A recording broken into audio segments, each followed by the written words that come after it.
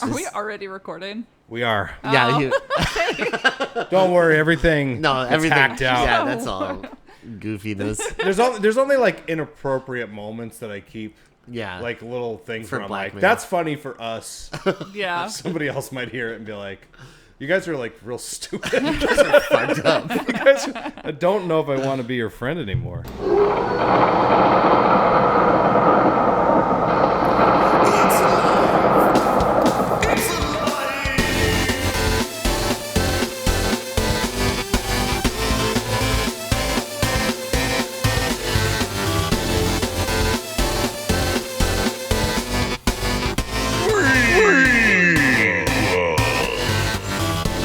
Hello, you beautiful freaks, and welcome to a brand new episode of Freakquels. I'm your host, EJ Leeson, and with me today is the man with the plan, the percolator himself, Rory Rossi. How are you? I had a bit all figured out and you threw me off. Oh, no. I'm so sorry. Go to the bit.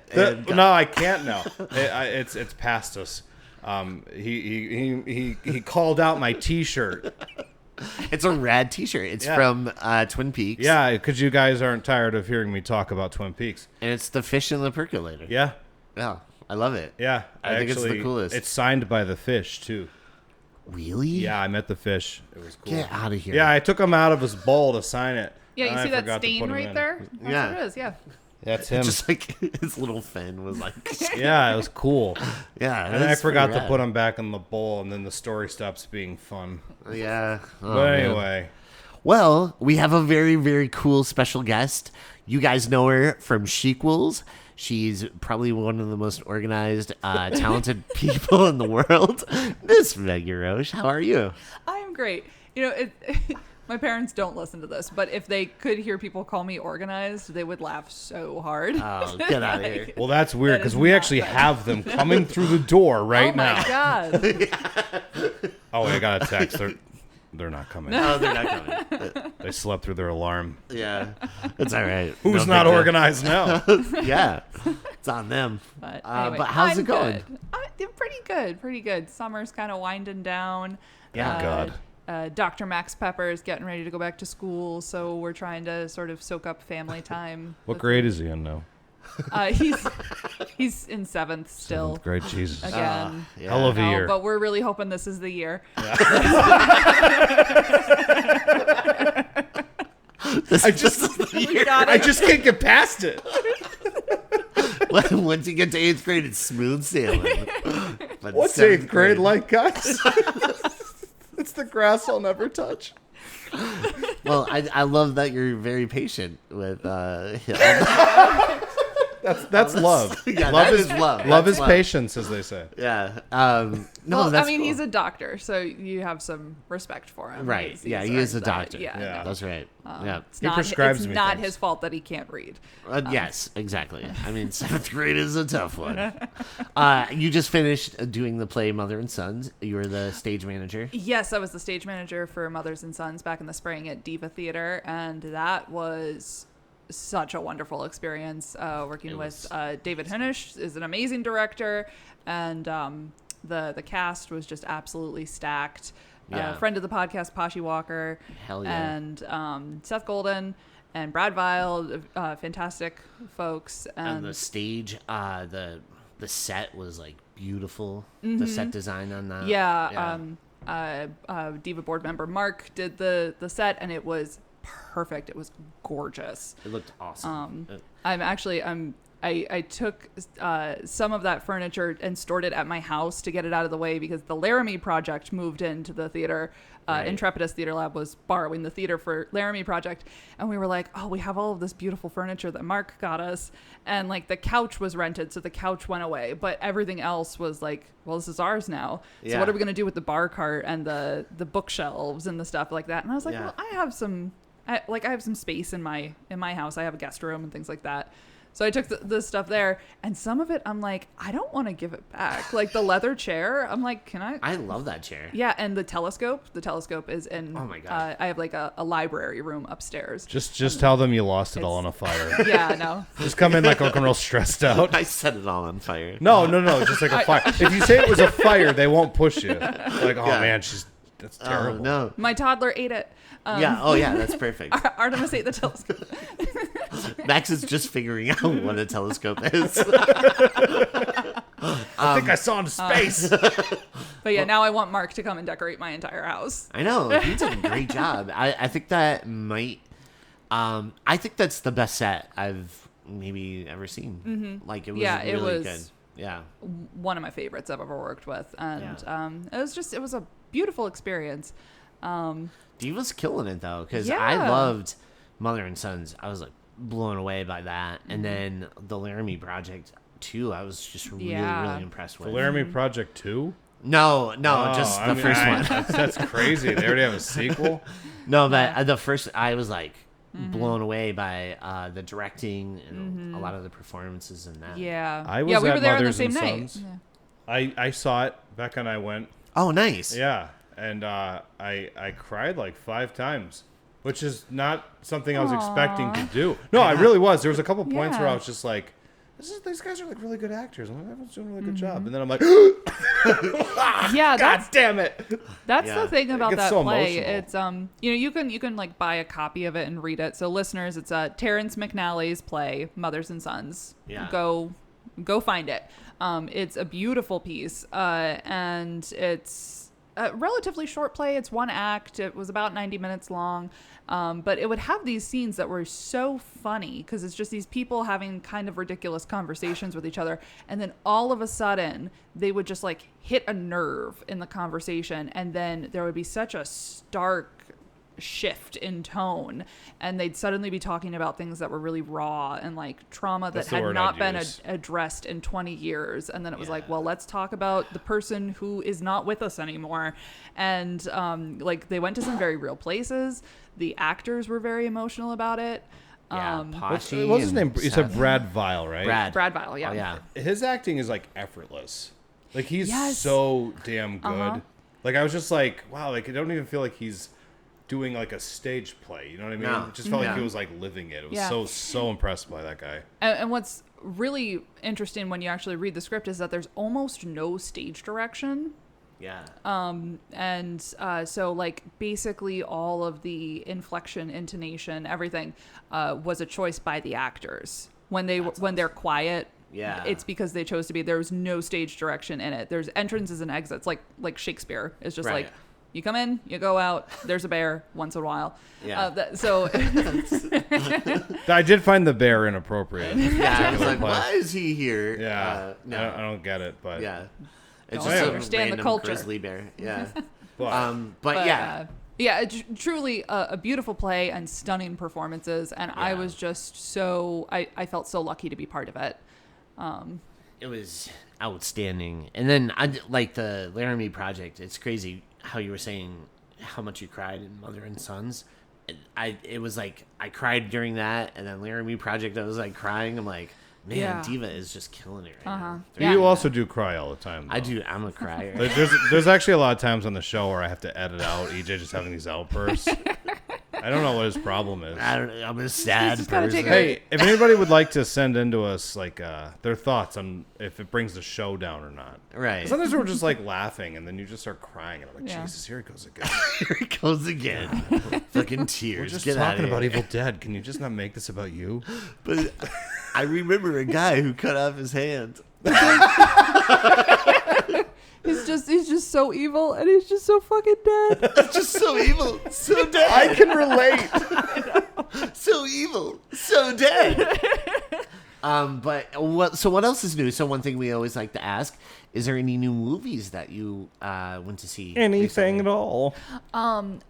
I just went with Elle in the last few weeks to see Abraham's Boys. It was it was a limited release. It was a Shudder production. And Awesome. we knew They're killing it. basically nothing about it. Like we saw the Yeah. trailer, and it's it was kind of like, oh, this is like a Dracula-esque thing, and it's the Abraham in the title is Abraham Van Helsing. Right. So it's about Van Helsing after the events of Dracula. But then the movie is supposed to be like a direct sequel. So it's saying, yes, everything that happened, like So just if you know the story of Dracula, okay, 19 years later. Does he work at like a 18, gas station or something? No, he's out in California, so he's just like, how far away can I get from what happened in London? And Is he trying to be like an actor? He goes to California. He's trying to just be like a homesteader. And he has I was gonna say, is he it's digging for gold? So it's Van Helsing is there, and he married Mina Harker. He married Yes. Mina? So it's that bitch. It's What Van happened? Helsing. Abraham Van Helsing, and, you bitch. Something happened to Jonathan, and she is now married to Van Helsing, and they have 2 teenage sons, and they're living in California. And then a, quote, pale man starts sort of haunting the hills around their home in California.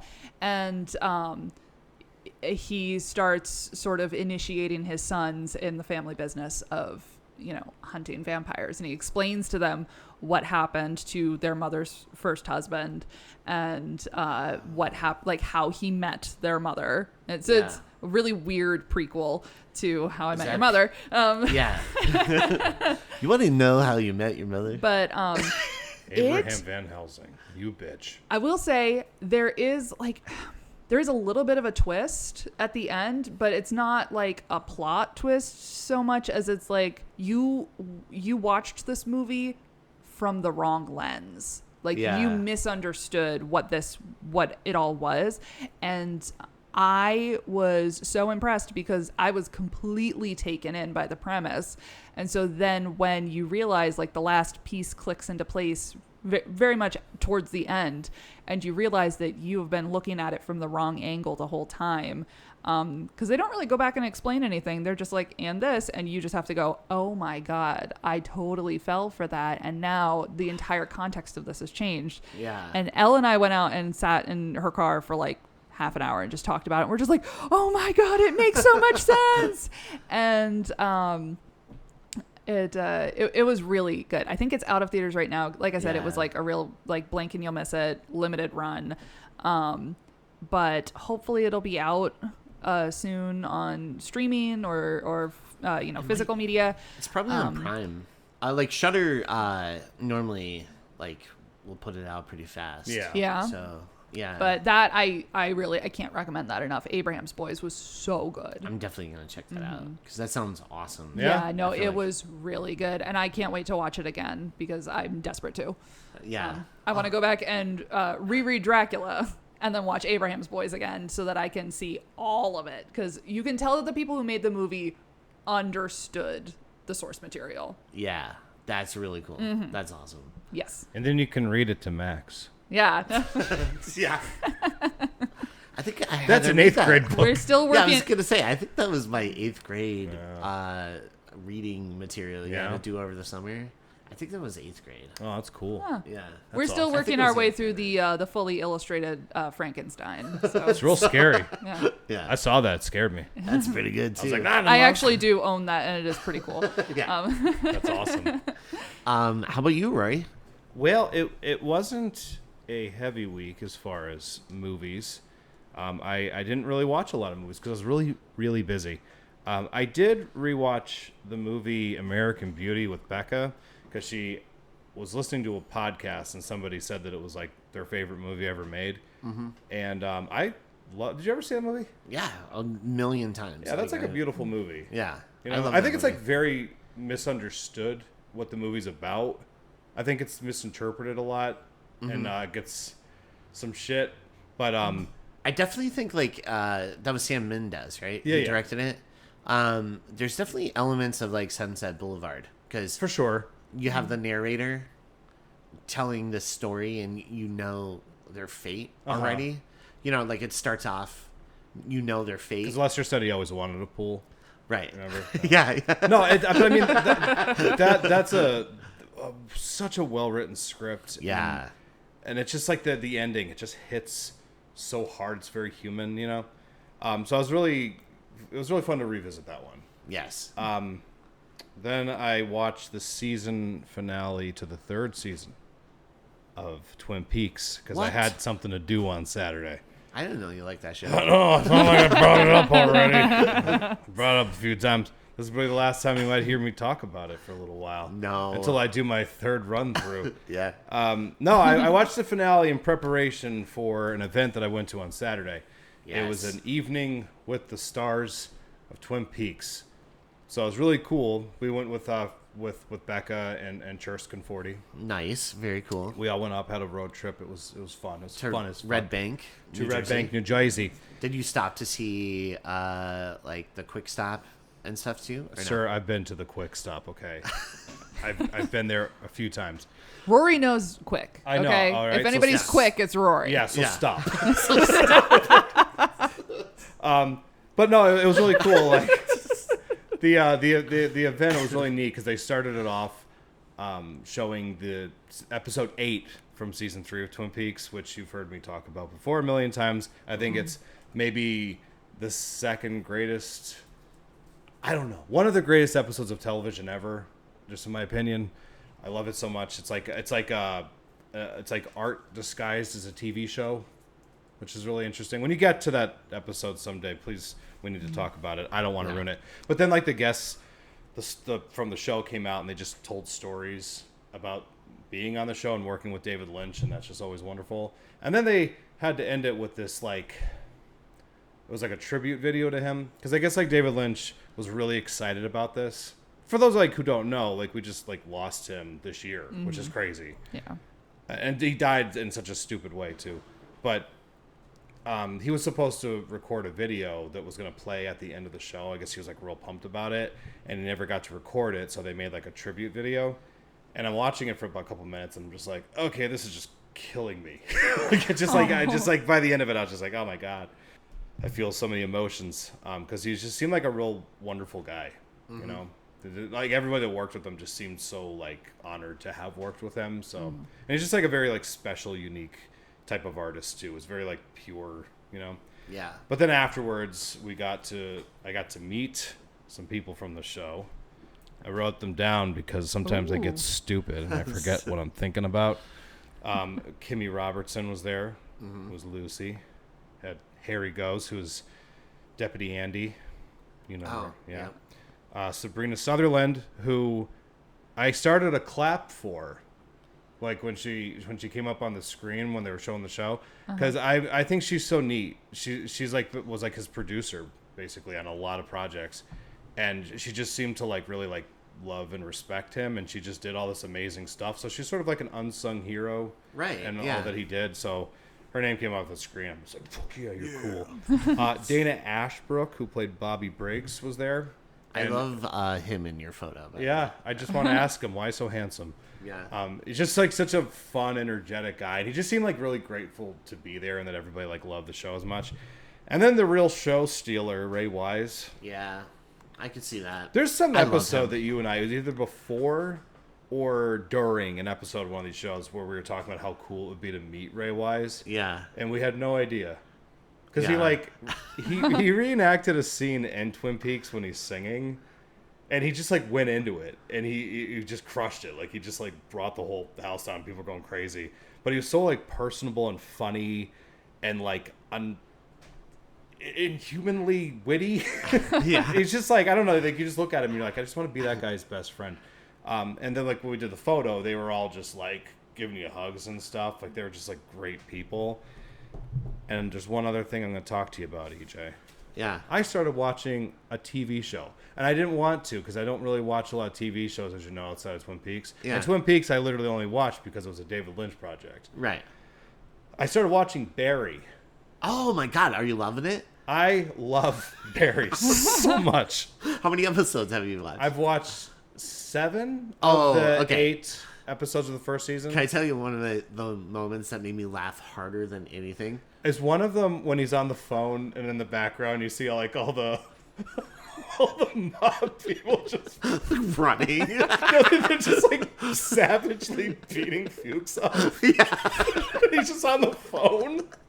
It's like I'm just watching. I'm like, is this really happening? So, and one of my favorite moments is right after he kills the guy from the acting class, right? Yeah. and he's in the acting class, and they're all supposed to match your partner's emotions.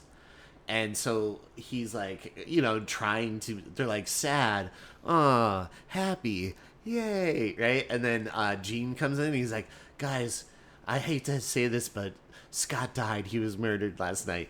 And everyone's like, oh, and Barry just looks around and goes, oh.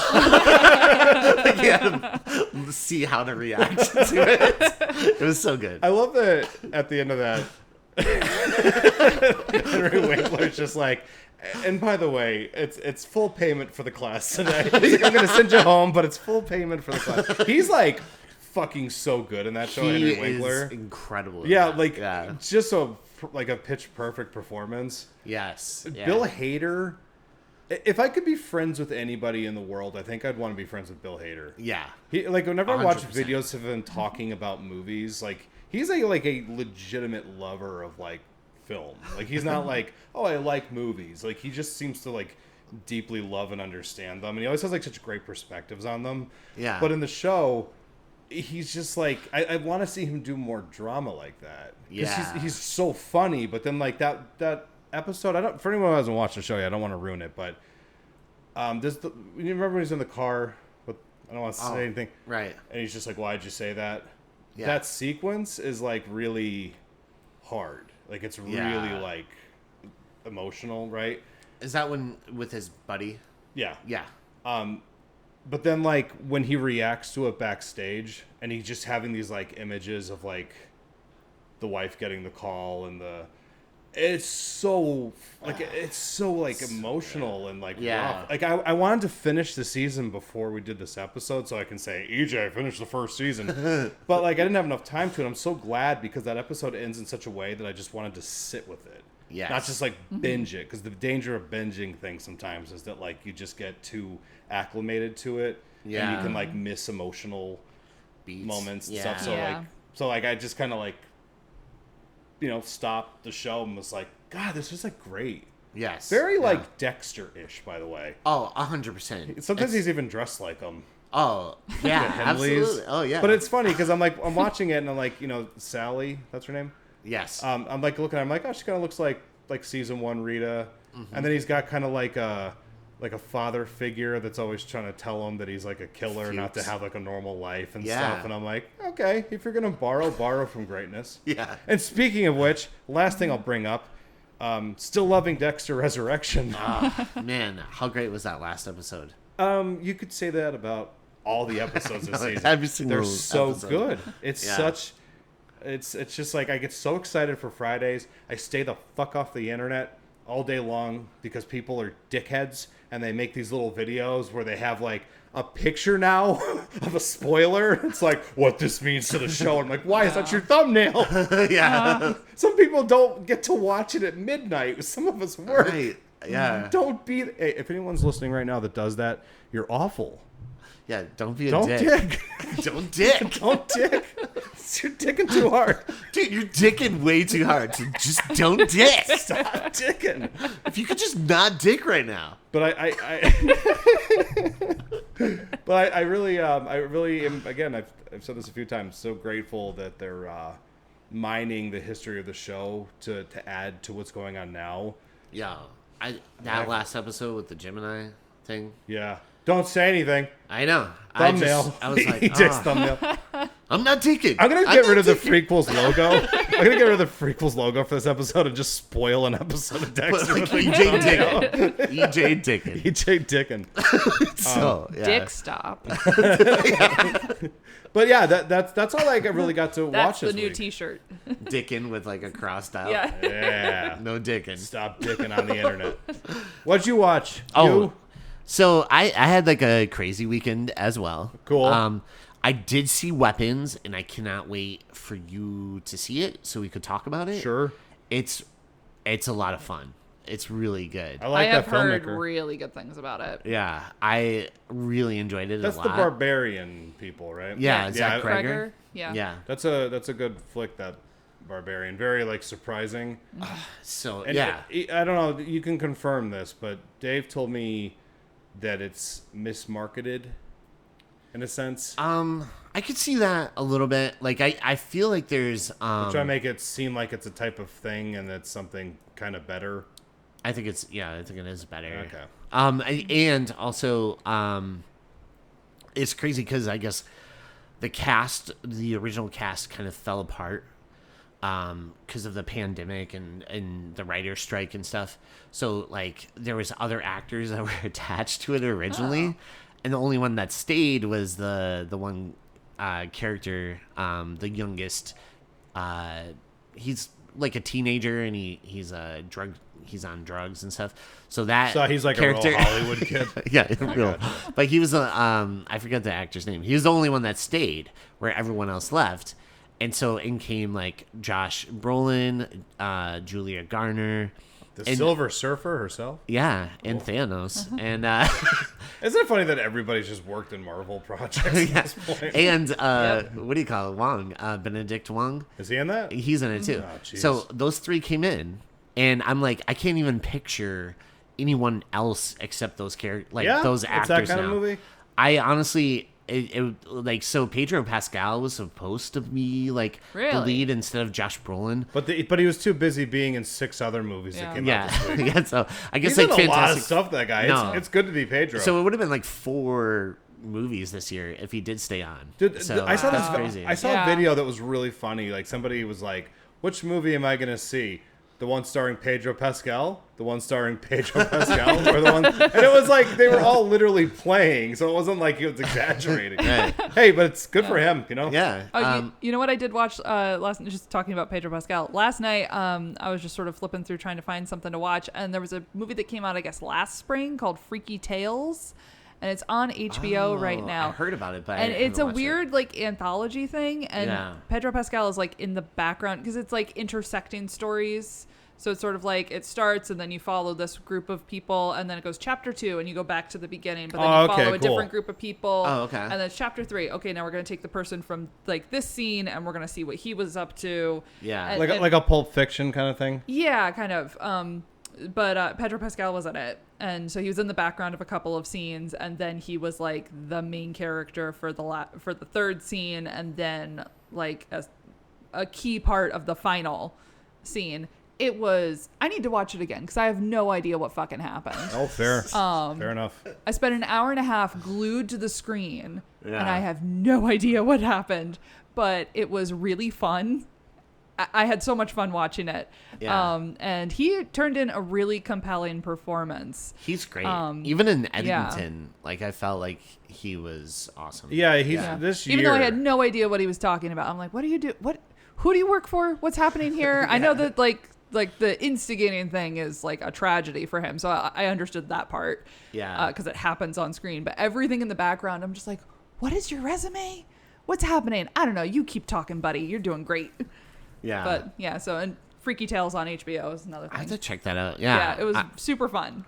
And what else did you see? Oh, so what else did you see? Well, tell me. Stop dicking. I'm trying to think. What else? Come on, EJ. It's a safe space. Oh man, I saw Weapons. No, but no. So I saw Weapons and loved it. And then I also went to Steel City Comic-Con in Pittsburgh. I drove down. What were you doing in a steel mill? So I went to the Comic-Con and I met the cast of Full House, which was awesome. Aww. John Bernthal, which was awesome. You met John? Really? Yeah. He was on Full House? He was on Full House. And he was as the Punisher? Yeah. When I was going to get my photo op with him, he's like, middle finger, guys, middle finger. And we're like, yeah. I was like, so in my photo, I'm like, "Grr." That's so cool. Yeah. I love him. Me too. He's like a quality actor, that guy. I met John Cusack. Cool. I How love was him. he? Amazing. Yeah? Like he was really nice. Yeah, he's more like he's like kind of soft spoken, but so he's really like cool. every character in yeah, every movie. basically. And then I met Joseph Mazzarello.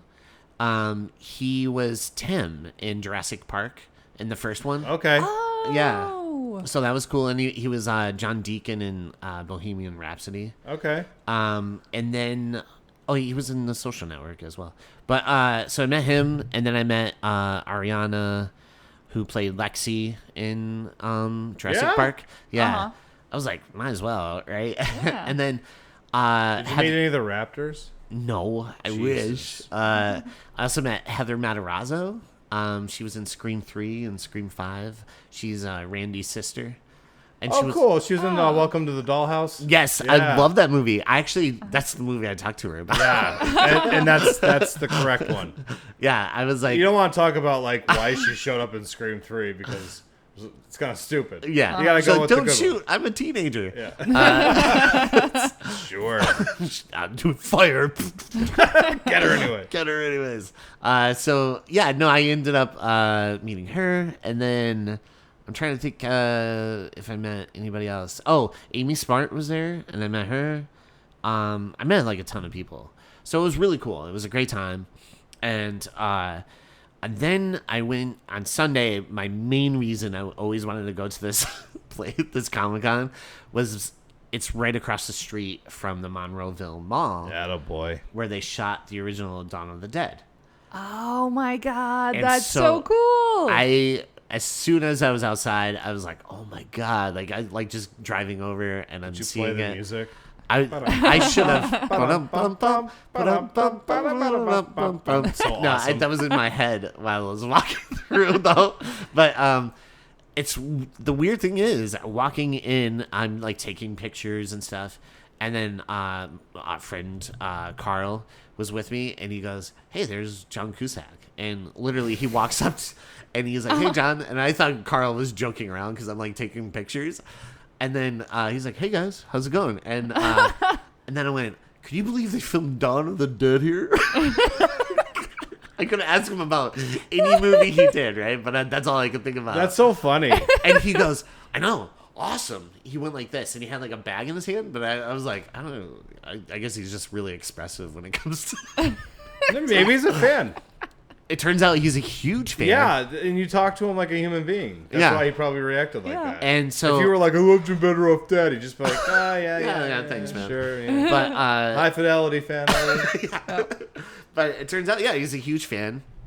And then I went to the Living Dead Museum, and I sent over some pictures because they have a bunch of props from Night of the Living Dead, Dawn, Day, Diary, Land. So basically every George Romero movie he worked on, they have all like different props, like screen use props. Wow. And they preserved like a lot of the stuff from the mall itself, the old mall, and like kind of moved it into this museum. Same with like the Evil Dead shack. Like That's awesome. they have the front part of it, and they like preserved that, but then they broke up the rest. And So it's like the facade of it. yeah. So and what they do is they'll sell like pieces of the old escalator from Dawn of the Dead, and pieces of the shed. Wait, like, so did you just like? So I ended up buying you as a gift Oh, the cabin exterior. It's a piece of the cabin from get out of here! Evil Dead 2. Real? Oh, dude, thank you. And then I also got you a piece of the escalator this is a bag of teeth. What are you giving me? from Dawn of the Dead. Oh, So dude, thank you. both screen Dude, used. look at this. And you could go on the Wow. website and you could see how they like broke up all the stuff and That is so Dude, cool. thank you. yeah. So they're both like one from Dawn of the Dead, one from Evil Dead 2. So happy birthday. Thanks, man. You're welcome. If I Happy had- belated birthday. If I had Yeah. feelings, I'd Probably feel something. yeah, this is the closest I've ever had to not feeling hungry. So you own a piece of Evil Dead 2 and a piece of Dawn of the Dead now. Dude, thank you. You're welcome. High five on the air. Yeah, well, thank you. I love this. I want to end the That's show right so now and cool. go look at them. Yeah. But Just ruin my life just staring at them. My precious. I got authentic escalator. No, this is so cool. is that awesome? So what's funny about that? Becca and I did a trip. I think I told you about this, right? right, you went Yeah. to the mall. Yeah. So like this was a couple Halloweens ago. Becca's like, "What do you want to do for Halloween?" And I don't know why, but my response was, "I want to go to the cemetery from the original Night of the Living Dead, and then go to the Monroeville Mall." So you go to the cemetery, and it's like, you know, you just feel like you're in the scene, right? Yes, Like once you yeah. find where everything is, you're just like, wow.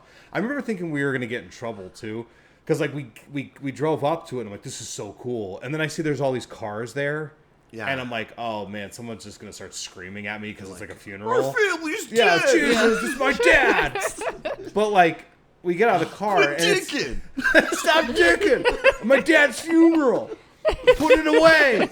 But we get out of the car and like it's literally just a bunch of people there to do the exact same thing. So it's basically like, hey, we get a picture of me? Yeah, if you get a picture of me. It was that kind of thing. I'm sort of doing like videos. But when we went to the Monroeville Mall, I'm sure you noticed this as well. It doesn't really look the same because it's been a very long time. Except those pillars still look the same, and the skylights and some of the escalators. Yeah. So it's kind of cool. What's so cool about this, what you giving me this, is that we went looking for this, the actual escalator, because we were like, oh, I'm sure it's somewhere. And they're like, yeah, they got rid of that a long time ago. Yeah. And then they started shaking me, and they're like, does this hurt? Does this disappointment hurt? But then years later, you brought me a piece of it. Yeah. So this is like a full circle moment for me. We were so pissed off that thing was gone. Yeah. You know? And we were like, yeah, whatever. I'll never come back here again. And my lack of business, sort of affected them. Oh, by the way, if anybody wants to just like start calling up people out there to say, don't tear that fucking mall down. Yeah. I shouldn't have to say this, but like, is nothing sacred?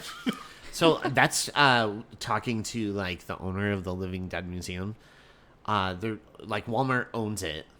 And he's like, it doesn't make sense because there's like a Walmart like 10 miles that way and a Walmart 10 miles that way. They bought all the land that this mall is on plus Best Buy. And they have no idea what they're doing with it. They're just going to take something that is kind of important to a lot of people, destroy it so they can sell, I was like man, I hope they don't make it like a factory, like a warehouse or something. You know what I mean? Like, I don't know. A parking lot. Yeah. Why don't you just keep it going? Do something with it. Get creative. Yeah. There's still a lot of like active stores in there. I ate in the food court because I was like, I have to. It's an eatery. No, it was cool. And then, but like, it's crazy because I met so many cool people and I loved all the Full House people. They were great. Like Andrea Barber was awesome because Kimmy Gibbler was always like my favorite character. I always thought acting wise she always like brought a lot to the character. And so it was really cool meeting her and like all these other people, but the mall was like the biggest highlight for me because I was like, of course, this is amazing. Because that's like, I mean, seriously, like if you're like a horror fan, like Dawn of the Dead is like, you're watching it and you're like, man, what would it have been like to be in that mall while they were filming? Yeah. They just had the run of it. Like George Romero would just shoot arguably one of the two, if not greatest zombie movie of all time. It's like Night and Dawn are like, yes, they're classics. Even like snooty assholes who like to just act like horror movies are all terrible are like, those are pretty good. Yeah. They're saying something. And Day of the Dead's good too, you fucks. But yeah, no, they each brought something really new and fresh to the genre, and really as like zombies as a modern thing were coming into existence as a genre, so just like really landmark pieces of media. Yeah, and they're fun and they're like. It's like every single filmmaker I've ever met is just like Dawn of the Dead. It's like one of those like movies. The music in it is great. That's like one of Becca's favorite like movies that we've watched. Like she like loves Dawn of the Dead, and I get it because I also love Dawn of the Dead. But yeah, the owner was telling us, right? He said, yeah, oh, you just missed John Cusack. He was just in here and bought a bunch of stuff. He stole a bunch of stuff. They were like, he was in here last night. That was the bag that he was holding then. Yeah, it was the museum gift shop. Hey, guys. Really? That's what it was. That's great. So the one bag he had was from the gift shop. And it didn't make sense to me until after. That's why he like held it up, like, say anything. He was like, yeah, awesome, right? And I was just like, oh, he's really expressive, I guess. He's really excited about bags, I guess. Right, yeah. And then it That'd made be cool sense if you had a boom. that he had like this bag full of stuff from the Living Dead Museum. I think it would have been great if you had a boombox and you started playing the Dawn of the Dead music. And you just held it up. Oh my god. He would like Respect. Peter Gabriel. Yeah. I'm gonna play some select tracks from Goblin. From Goblin. Yeah. That's another like wonderful little piece of horror history. Goblin. Goblin. All those Argento movies and stuff. So good. Dude, I ended up spending, a lot of money because I bought Monroeville Mall like 2 T-shirts and stuff and those, and then I just bought like a bunch of different things from that store. And it was cool because the owner was like, "Yeah, John Cusack bought the same shirts like that you bought." I was like, "Sweet, I didn't even know that." I was like, "Cool." But yeah, overall, like the whole trip was awesome, and I definitely would do Steel City Comic Con. It's organized. It's very friendly, like fan friendly. So it's not like when you go to some conventions, I won't name names, but when the staff is like screaming at you and doesn't know what's happening. Yes. Yeah. Yeah. Yeah, that's like most things I go to anymore. It's a bunch of people who are frustrated because they don't know what to tell you. Yeah. They're just like, or they're trying to keep together some level of organization and they don't know how to express themselves other than scream at you. And you're like, guys, this is supposed to be fun. You're giving me anxiety. This is wild. The last thing I'll say about that, and then we should jump into the episode. Yeah. You know who like did a really good job keeping shit organized? The guy that was like there with Sam Raimi. Do you remember him? He had like the suit on. Yeah. I don't know if that's like his handler or whatever. Yeah. That guy fucking rocks. Like he looked awesome. Like he had like this cool suit on, but he was just kept everything like organized. He didn't have to raise his voice, but he had like that authority. Right. And you just knew like he had Sam Raimi's back. It was just like this perfect person to organize things. So some of you conventions right now. Yeah, check that out. Yeah. Don't yell at your fucking guests. Yeah. It's uncomfortable. Like, treat us like cattle. Becca and I, like, we were waiting to meet someone. I forget who it was. And, like, the staff was just like, everybody up against the fucking wall. We're like, am I getting searched? Are you sure that was the staff? Or Yeah, was that, like... it was crazy. They're all like that. It's like they're all going through a divorce or something. Yeah. And they're just, like, taking it out on me. Against the fucking wall right now. I hate my wife, and it's your fault. Hey, you. Please, I just want to meet Sam Raimi. Hey, my kids won't talk to me. Get on the ground. I don't get visitation rights. Let me see that poster. Hey you right there. I'll get registered to my wife. You can get against the wall. Oh, you guys are going outside. Get against the wall right now. Dude, I you know what's funny with Churskin 40? Yeah. If you can believe it, a security guard at our event hated him. He didn't do anything. I believe it. Yeah, because he just decided that he was going to give him shit. Because we were like... Just for the thrill. Yeah, just something about Chris. People just go at him. But, Yeah. like, it was funny because, like, we're Chris waiting... is like George Costanza in real life. Like, there's no... Like, I've never seen someone more George Costanza than Chris. He's got, like, a target on him. Yeah. It's like security guard. We had to, like, wait for, like, 20 minutes before, like, the cast came down at the Twin Peaks thing. Yeah. And we just had to stand in this little lobby area, and this guy just walks up to Chris. He's like, "You have to get out of here." Chris is just like, he's like, "No, it's okay. Like, we were told that we have to be here," and he's like, "Under whose authority?" And the guy like straightened his posture when he said it too. This fucking guy. And then like amazing. we're like, her name was Kim. Kim told us to say, and he's like. Starts literally speaking into his collar. He's like, Kim, we got a couple of people out here that say that we got new authority and a piece of shit. And then, like, he left us alone. But you could see he was just disappointed. And then he was, like, circling. He's just, like, waiting for us to do something. But he hated Chris. Like fucking Chris. Yeah. He's like, under whose authority? I'm like, who the fuck are you, the sheriff? Jesus. Get against the wall. You and I are going to draw pistols at sundown. I reckon you ain't got the authority to play here. You ain't going to get my Winchester 73. Oh, my God. Anyway. But anyways, yeah, let's get into the movie we're covering today. This was picked by Meggie. Meggie, do you want to tell us why you picked this movie? I think this movie is hilarious. I love it. It was introduced to me when I was in high school. One of my best friends, Kathleen, shout out Kathleen. I think she is a newish listener.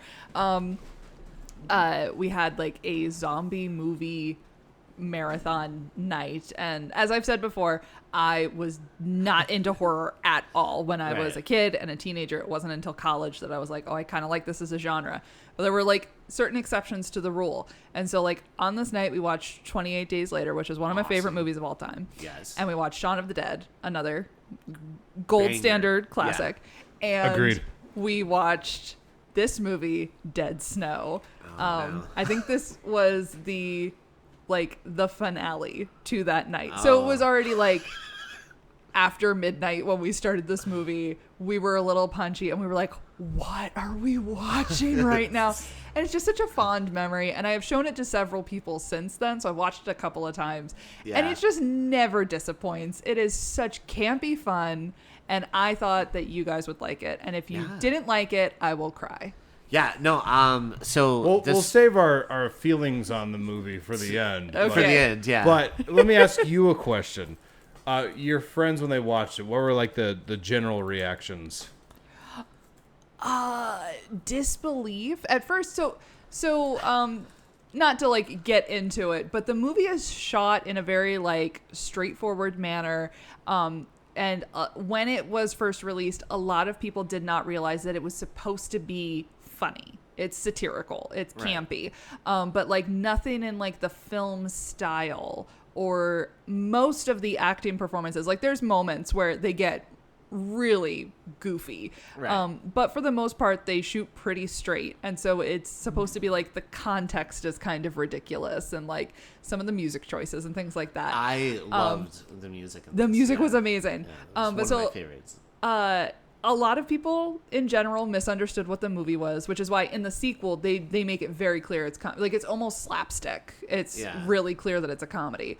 But so it took us like 20 minutes or so to figure out that the movie was supposed to be funny, but we were still laughing hysterically the whole time because we were just like, what the fuck is happening right now? Well, it's a German film, right? Norwegian, I'm sorry. So do you think that's part of why some of the people probably weren't catching the humor because you're reading subtitles? I can imagine a lot of your friends are sitting there fluent in the language. I'm certainly not. I'm watching it in the Norge. Fluent in Norge. But like, do you think that maybe that had something to do with it?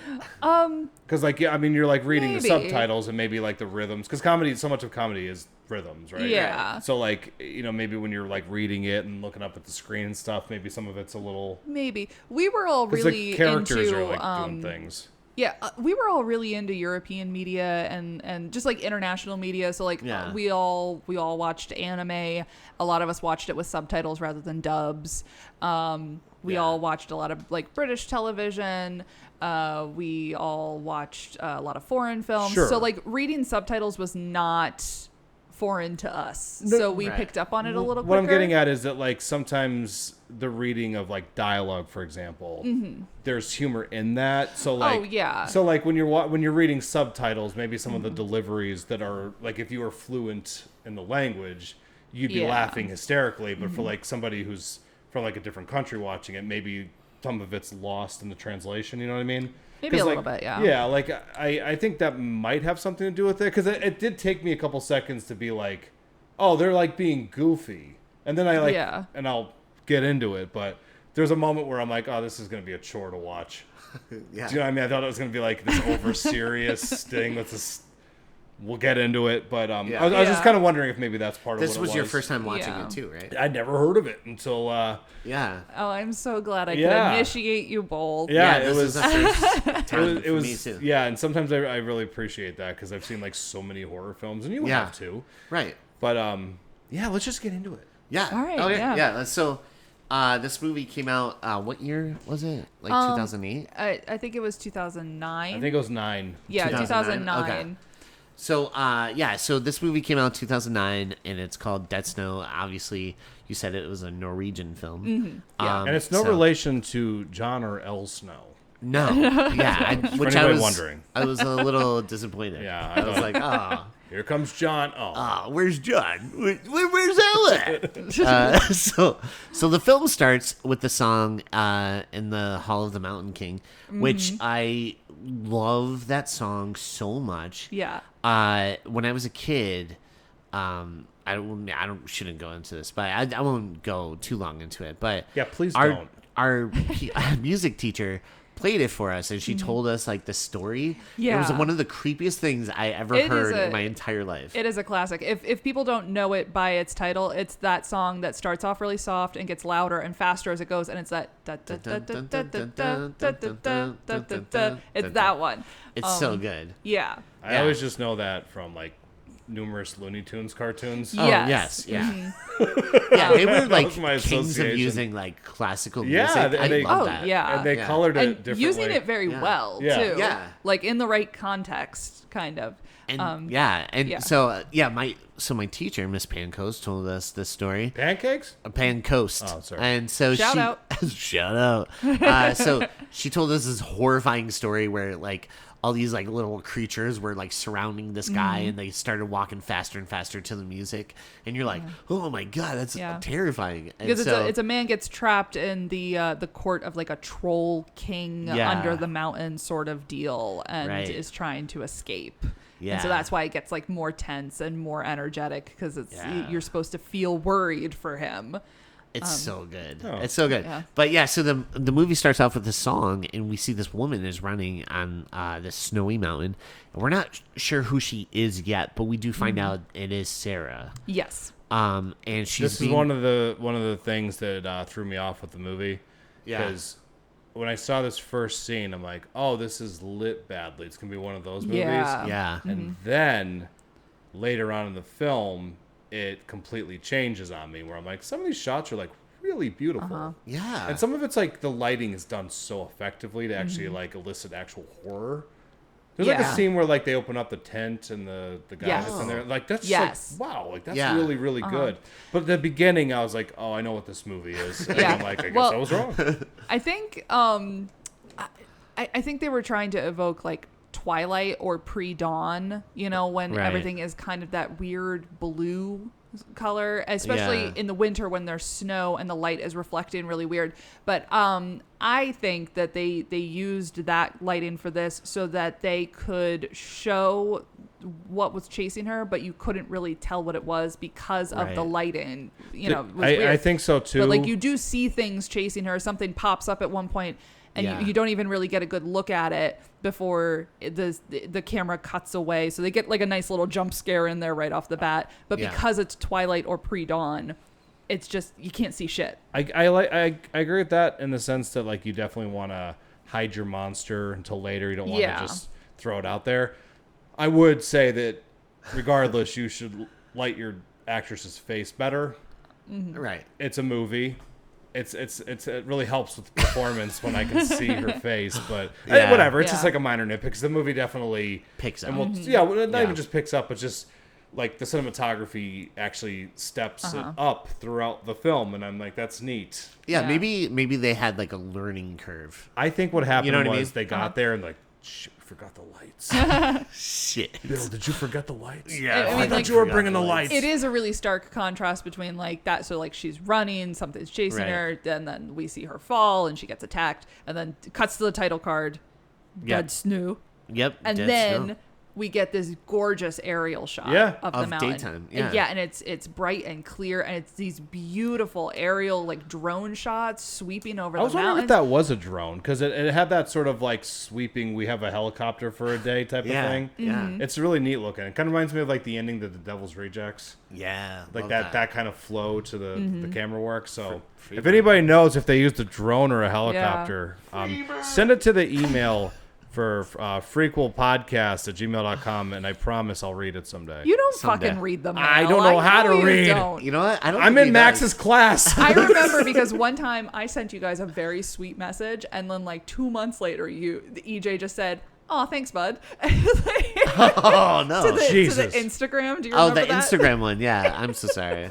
I do. I thought it was I funny. checked the Instagram, but he checks the emails, and I have heard people are like, "Oh, I sent you an email." Yeah. Yeah. Well, I'm like, I know that you're sending us them, and I'm not reading them on But purpose. just like I remember one time I was like, well, I've been going through a really hard time lately, and like I had family stuff going on, and I was driving back and forth from my hometown a lot, and I was listening to a lot of Freakquels, and it made me feel a lot better. Like I had friends in the car with me. Thank you so much. I love you guys. And like 2 months later, you're just like, Oh, thanks, bud. That's so sweet. But Yeah. this is part of why I love you. So I know. I love you too. He's a cold monster. So, he's just a silly little guy. That's yeah, what it this is. is. Well, what you don't know is he was actually like reading that to me, and he was like laughing. He was just like, that's what he was doing. It was fucked up. I was dicking. Hey, can we make that a thing? I think that Hey, is you a know thing. EJ. Dickin'. Dicking. Dickon So, Leeson. so now, it's the next day. We see Sarah is attacked and eaten by a zombie, and we see that there's these 4 friends driving along. It's Martin, Roy, the guard, and is that how you say his name? Vergard. Vergard. Yeah. Okay, Vergard and Inland. Erland. Erland. Yes. Yeah. Mm-hmm. And So right at this point, again, thinking I know what this movie is. Yeah. I'm like, oh, this is another dumb kids driving to a location to get killed movie, and I was Right. partially right. Right. But you are right, but in the best way. Yeah, It's Yeah. the best way. Actually, I think Becca said that at one point. She's like, "How many movies have we watched where it starts like this?" Yeah. it's like bloody murder. Yeah, it's always people driving. I love that moment. In the next scene when they're actually like hiking up to the cabin where Erland, who they say, like as they're describing the characters, they're like, he's a movie nerd. That's all we know about him. But he's like, hey guys, how many movies start with a bunch of young people hiking up to a place where there's no cell service, I wonder? And they're all like, shut the fuck up. Yeah. I like that he said that, and they started naming movies that, Yeah, that didn't have cell phones. And I'm like, you're all wrong. Yeah. They all named movies from like the 80s Yeah, I'm like, and they didn't have- 70s. Yeah. Yeah, Although that was he that kind of points thing. that out. He's like, Yeah. you're right. They didn't have cell phones, but that's because cell phones didn't exist. So, Yeah. Yeah, it's a weird bit of dialogue. I will say though, I do like the self-conscious screenwriting where they're just like, all right, so we know that this is like awfully Yeah. cliche at this Yeah. point, Yeah. so let's Yeah. like draw attention to the fact that we know we're doing this. Uh-huh. And But they just do it for that one little bit, and they're like, Yeah. yeah, we know. Shut up. Move Yeah, on. shut up. Yeah, it's just and I address liked it. that. Me too. Yeah. It's like we know what this is, but I Yeah, promise. just stick with us. Yeah. So, yeah, the 4 guys, there's Martin, who is going to school to be a doctor, but he's squeamish around blood. Yeah. There's Roy, who might be like the horniest guy. Well, they do say that later on. He is north of the also a Arctic med Circle. student. Yeah. Roy is also a med student, but it's not really a focal point. He mentions it in like one scene, and then there's another scene where Martin says something about like a class that they were both in. He's like, "Hey, we know how to do whatever." Right. So like Roy is also a med student, but he also fucks. Yeah. Yeah. And then we have Erland, who is a huge movie nerd. And then we have the driver. And how do you say his name? Vergard. Vergard. Easy to remember. Yeah. Easy to remember. Light on the eyes. Yeah. No, but No, they're I all like- driving. I like when the girls are like, "Oh, Martin's the cutest boy ever," and I'm like, "I'm sorry, What? Who? Have you seen Vergard? Vergard is gorgeous." Right. Well, he's like, he has a girlfriend who just got zombied. yeah, we Yeah. don't know that. Oh, though. I'm sorry. I think I Yeah. spoiled the movie. Oh no. I'm sorry. So they're driving along, and they talk about the dangers of an avalanche, and that's when Vergard is talking, and he says, "Oh, if you're ever caught, just like spit, so you know which way like to dig out." Yeah. And as a viewer, I'm like, that's coming back. I was like, oh, that's it's a gonna really random. have to come it's back. Chekhov's avalanche. Yeah. Because like Roy is literally sitting there with a newspaper, and he's just like, "Hey, listen to this. A guy was stuck in an avalanche, and he tried to dig himself out, but he dug down instead of up." And like this is a real thing with avalanches, because like the way that snow packs in, just sometimes don't know. there's like Yeah. it feels like there's more pressure on one side of your body than the other, and so you think, okay, well that must be down. So Right. like I'll dig the other way, but just because of the way that snow packs together, you might be digging in the wrong direction, and so a lot of people don't get found that way. I'm like Yeah. really happy that my interest in life involves sitting in a movie theater, because like I just think about that and I'm like, man, I would just lose my mind if I was ever like caught up in an I avalanche. would die Yeah. in like 2 seconds. Yeah, like, We're indoor people. Yeah. I like to sit with my cats. Yeah. My cats watch Dead Snow with me, and I'm like, But hey, Life's if good. you're ever caught in an avalanche, now Yeah. you know. Just spit, and you know which way to dig. But so it's a really random conversation. It's just like, oh, gee, I wonder if somebody in this movie is going to be stuck in the snow at some point. Yeah. But through the course of this conversation, we also find out that both Vegard and Roy have military experience as well. Right. Yeah. coming back. So Erland brings up Hannah's cousin, the very single Chris, and Martin brings up Sarah, who is supposed to arrive later on, but traveling over the mountain by herself. Uh-oh. Yeah, she's like cross-country skiing. Yeah. Because they say at one point, they're like, she is like really sporty and outdoorsy more so than the rest of us. So she decided to like make a full hiking trip out of it Yeah. and which is ski crazy. over the mountain. By herself. I have Yeah. questions about her. It's crazy. I have questions. Yeah. About Sarah? Maybe I should wait until we're a little deeper into the plot to ask about this. I will. Okay. I'm going to give myself some time to Yeah. think if I even want to ask the question. That's something everyone in America should practice. You- think before you speak. You just let that fish percolate. Yeah. There he is. Yes. So we then cut to the girls' car, and there we have Chris, Liv, and Hannah, and they discuss the boys. They're like, Martin is studying to be a doctor, and Erland's a big movie nerd, and Roy, the horniest guy north of the Arctic Circle.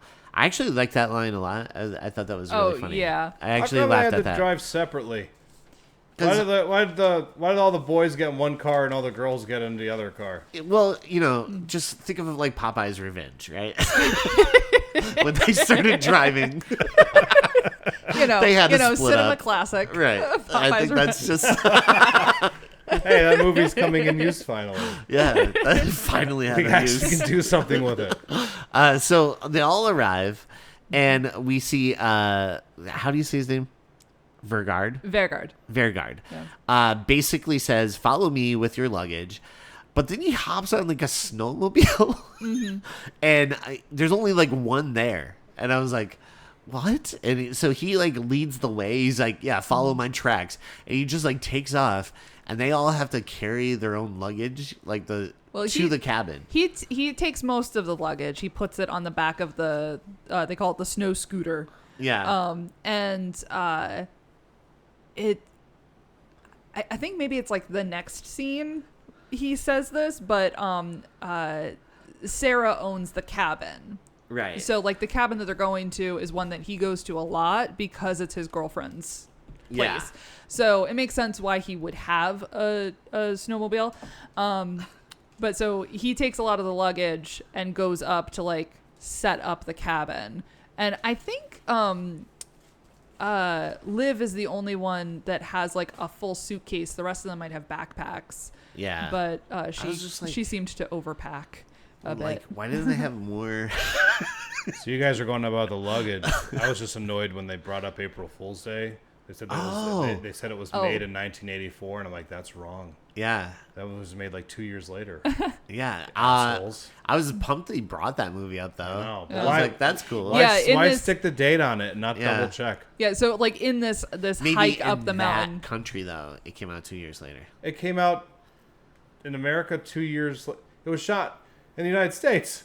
Oh, that's true. Yeah. Yeah. So 2 years never later. mind. See, yeah. EJ, linear time means that some things happen after See, others. I don't live So- in linear time. He lives in the percolator. Yeah, I'm but part in of this- the Dilatov pass. in this scene, as they're hiking up the mountain, is when they have the conversation about like, hey, how many horror movies start this way? Right. And they name a couple, and then they're like, I have an idea. How about you shut the fuck up?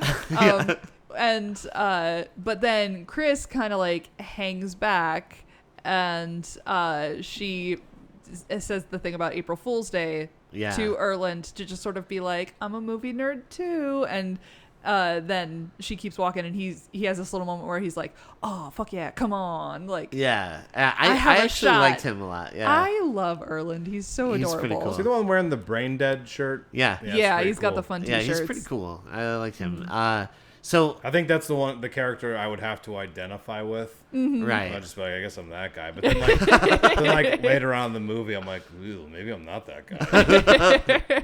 Which guy do you want to be, Rory? yeah, I think I'm gonna be that creepy drifter guy. Oh yeah, Oh, yeah. he's fun. That's a good one. I think I would just be like mooching off of other people's things and leave.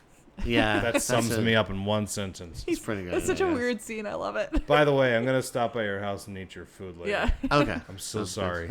Oh, it's I have a fridge full of food, Yeah. but if He's I eat gonna your tell food, you your coffee sucks. yeah. yeah, I throw it in your face. All right. So eventually, they all get to the cabin, and they decide to go snow tubing. Is that when they had like the snow tube attached to the? Yeah, like the snowmobile and stuff. I used to do that with my friends, and I almost died doing it once. Oh. Can I tell you a story? It is Yeah. dangerous. It is so dangerous, and I was a stupid teenager. So like, you know those little saucer sleds? Yeah. So like we attached it to my friend's quad, and it was like it just snowed. Right? Stupid idea. So I'm like, I'm on it, and well, I'm sorry. A couple of my friends went on it first, and they could only hold on for like 10 seconds before they just lost control and fell off. So I was like, fuck it, I'm gonna just hang on to that thing. So I literally like had my body like wrapped around the thing, and I was just like flipping and flipping. I just wouldn't let it go. So finally the rope snapped, and it shot me into a tree, and I had a branch go through like this much of my neck. Oh my god. Yeah. And here's the weird twist. I died that night, and I've been a ghost. Ever since. I've been haunting you. Ghost. But seriously, I could have died. Yeah. Yeah, no, that's pretty terrible. That's wild. Yeah. Not cool. And I thought I got up and I didn't cry. I went into the bathroom and cried. Not in front of people. Why are they gonna do this to me? Don't take me yet. Don't take I'm me not ready yet. to go, Lord. So, then they end the night. They're playing Twister in the cabin, and Martin tries to Hey, show. remember when we used to play Twister? Oh yeah. Remember that it was the trampoline Twister? Do you remember that? Oh, it was awful. Terrible. It was like a huge group of friends we used to hang out with, and we'd do the trampoline Twister. Whose ever idea that was? Genius. Kind of genius. Kind of It genius. was really fucked up. Maybe it was Adam.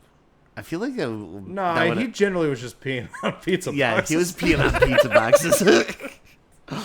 I was going by That could fever. have been his idea. That's when I was going by fever. Yeah, that's when you Yeah. were fever. You're That was my tagging. nickname. He was tagging everything in Scranton under that name. They call me Fever. Go on. So, anyways, I do love in the like the montage of them playing in the snow, like they go tubing, they go like snowball fight or yeah, something. they have a snowball fight like in the trees that gets really intense. I love there's a moment where Erland sort of like pops out from behind a tree and he goes yippee-ki-yay motherfucker, and he just like pelts somebody with a snowball. Yeah. And then he says, "I saw Die Hard." 'Cause that's his character. But like he has like a couple of moments throughout the film where he quotes American movies, and it's a fun and He cute. does a pretty good Arnold. Yeah. Yeah, Oh, yeah. He's He got does. the accent He does a down. little bit Yeah. of an Arnold Schwarzenegger, Yeah. and it's actually pretty good. I laughed. So Martin tries to show Hannah a good trick of how to suffocate your loved one Oh with my a pillow. god, yeah. Why did he do that? Okay, yeah, we should probably. Fucking freak. Yeah, he's sitting there and they're talking about, because he brought like homework with him. Because this is supposed to be, they say it's Easter, so it's basically spring break, but they're on their Easter break from university. Yeah. And he brought his fucking homework with him. And they're talking about his little like Med 101 book that he has, and then he's like, oh, let me show you an ancient like a medieval technique for whatever the fuck. And she's like, okay, whatever this is. And like it kind of seems like he's gonna try to like put a move on her, Right. And Hannah's like, I mean, okay, sure. That's not a move. And He Becca, literally- run. Yeah. He puts a pillow Oh, over she her tries, face. trust Yeah, me. no, he like gets her to lay down on the couch. He gets on top of her. He pins her. He puts like his knees on top of her hands so Yeah. she can't move. And then he tells her to close her eyes, and she says, no, I don't want to do that. She's clearly like getting a little uncomfortable.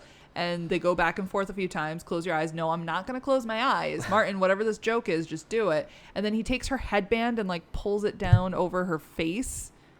Like her entirely over her face, and she gets upset. And then he tries to smother her with a pillow. Right. And she starts screaming. And it's not until Liv screams at him. Yeah, What the fuck are you doing? Get off of her. Right. Question. I have 2 questions. One. Yes. What was the punchline to this joke? Uh, Where was it going? Can we hear question 2? Question 2. She gets free, thankfully. Yes. And she starts like yelling at him. And then he looks at her. Rightfully so. Yeah. And then he looks at her like, what? And you're like, what did you think her reaction was going to be? That's my second question. Right. And it's wild that she doesn't say, like, hey, you were fucking smothering me, you fucking psycho. They Yeah. should She have like says- thrown him outside. She says, you know I get claustrophobic. Yeah, she And it's like, takes the blame. Girl, no. did Yeah. you think, like, Hannah, are you okay? Like, what the hell? Back up. I'm sorry, I'm Back up. claustrophobic. It's not just like, oh, What? you know I'm claustrophobic. You shouldn't do that anyways.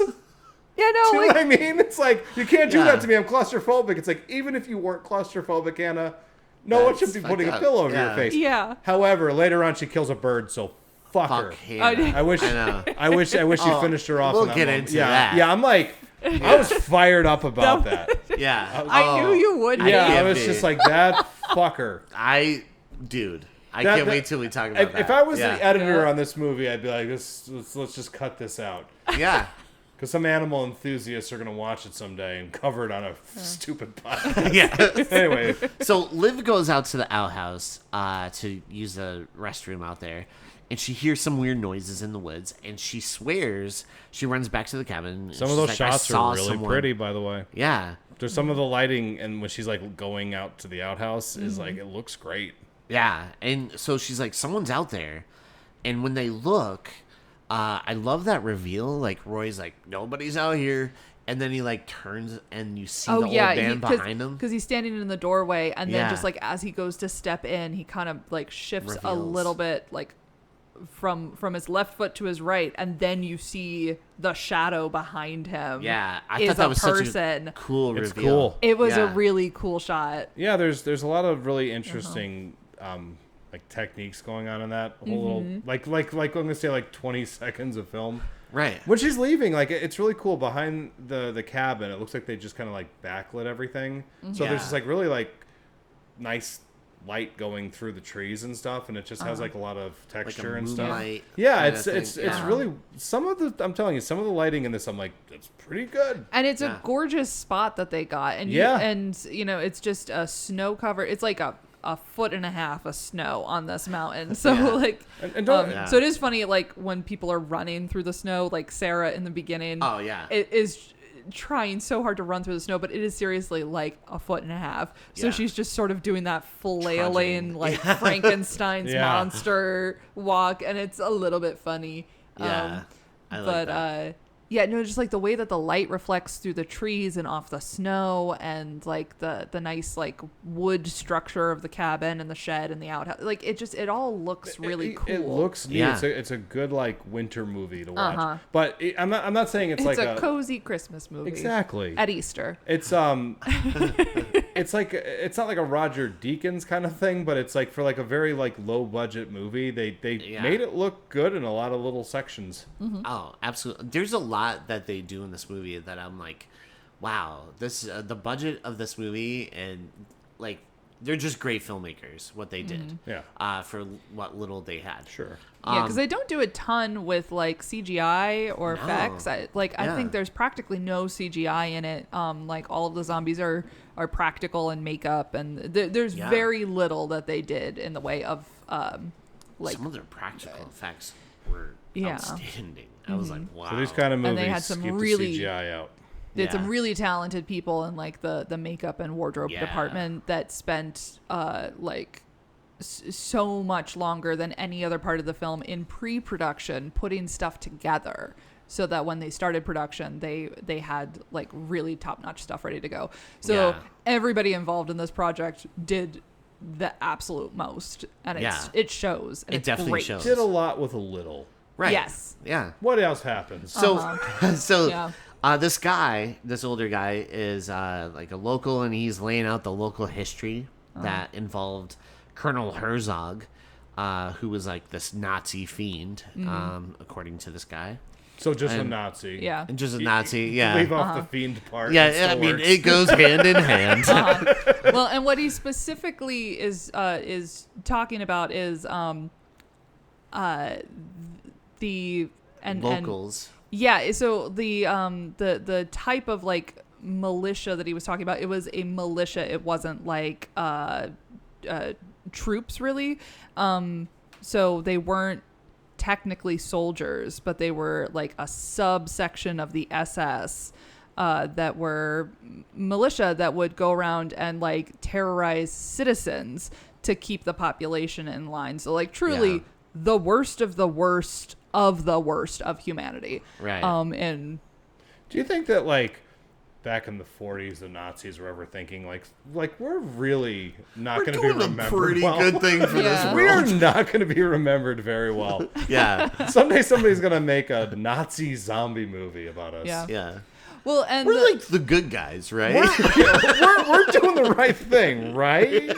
well, and the writer-director, when somebody asked him, like, what possessed you to make this movie? He said, well, we wanted to make a zombie movie, but we wanted to make them, like, extra evil. And how do you make zombies more evil? You make them Nazis. That's the only thing more evil than a zombie is a Nazi. It's about time that somebody stepped up and said that Nazis were the bad guys. You give them a political party. And that's it. And he did say in several interviews that these creatures are Nazis first, zombies second. So their allegiance is first and Also, foremost. they're still like... Yeah. Still like, like Heil yeah. Hitler, brother. Yeah. I just ate a chick. Oh, cool. Heil Hitler, To brother. just, like- You know it.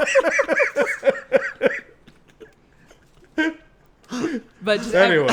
everybody committed to this bit so hard, and it's great.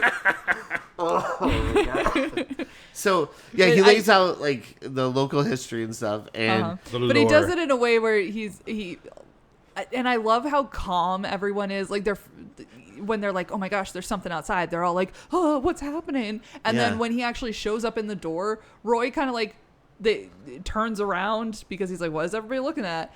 And then he's just like, oh, and they're clearly all like, oh, I don't like this. But then he just like slowly steps back into the cabin and they're all just standing there staring at this guy. And it's like, Yeah. no, shut the door. Yeah. Like, my loves, what are we doing here? But they're all so calm. And then he's just like, can I have some coffee? And they're like, yeah, I guess. We want to be hospital, right? right. And then it's Hospitable. just, I love how it hard cuts to them sitting. All of the kids are on the one side. couch, and he is taking up the entire like full-sized couch by himself. Yeah. Slowly drinking this coffee, and then he's just like, "This coffee sucks. Who made it?"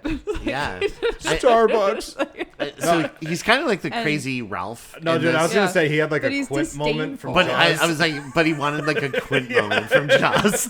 Oh my god, I literally was gonna say the same thing. You don't know nothing about sharking. Yeah, It's like I'm the crazy Ralph, but I'm gonna have my Quint moment. He's so disdainful. That's Yeah. when we find out that it's Sarah's cabin, because Vergard is like, because he's like, whose place is this? And Vergard's like, it's my girlfriend's. Yeah. And yeah, like we're just here for the weekend for the holiday. And he's like, ugh, you kids, you city slickers, You kids with girlfriends you ain't for don't sharking. know. And he says like, you don't even know the history of the place where you go. And he's like really disdainful. And it's like, let me learn you a thing or two. Yeah. Is that like So, when he like... Nazis. He's like Nazis, eyes Like like it- dolls.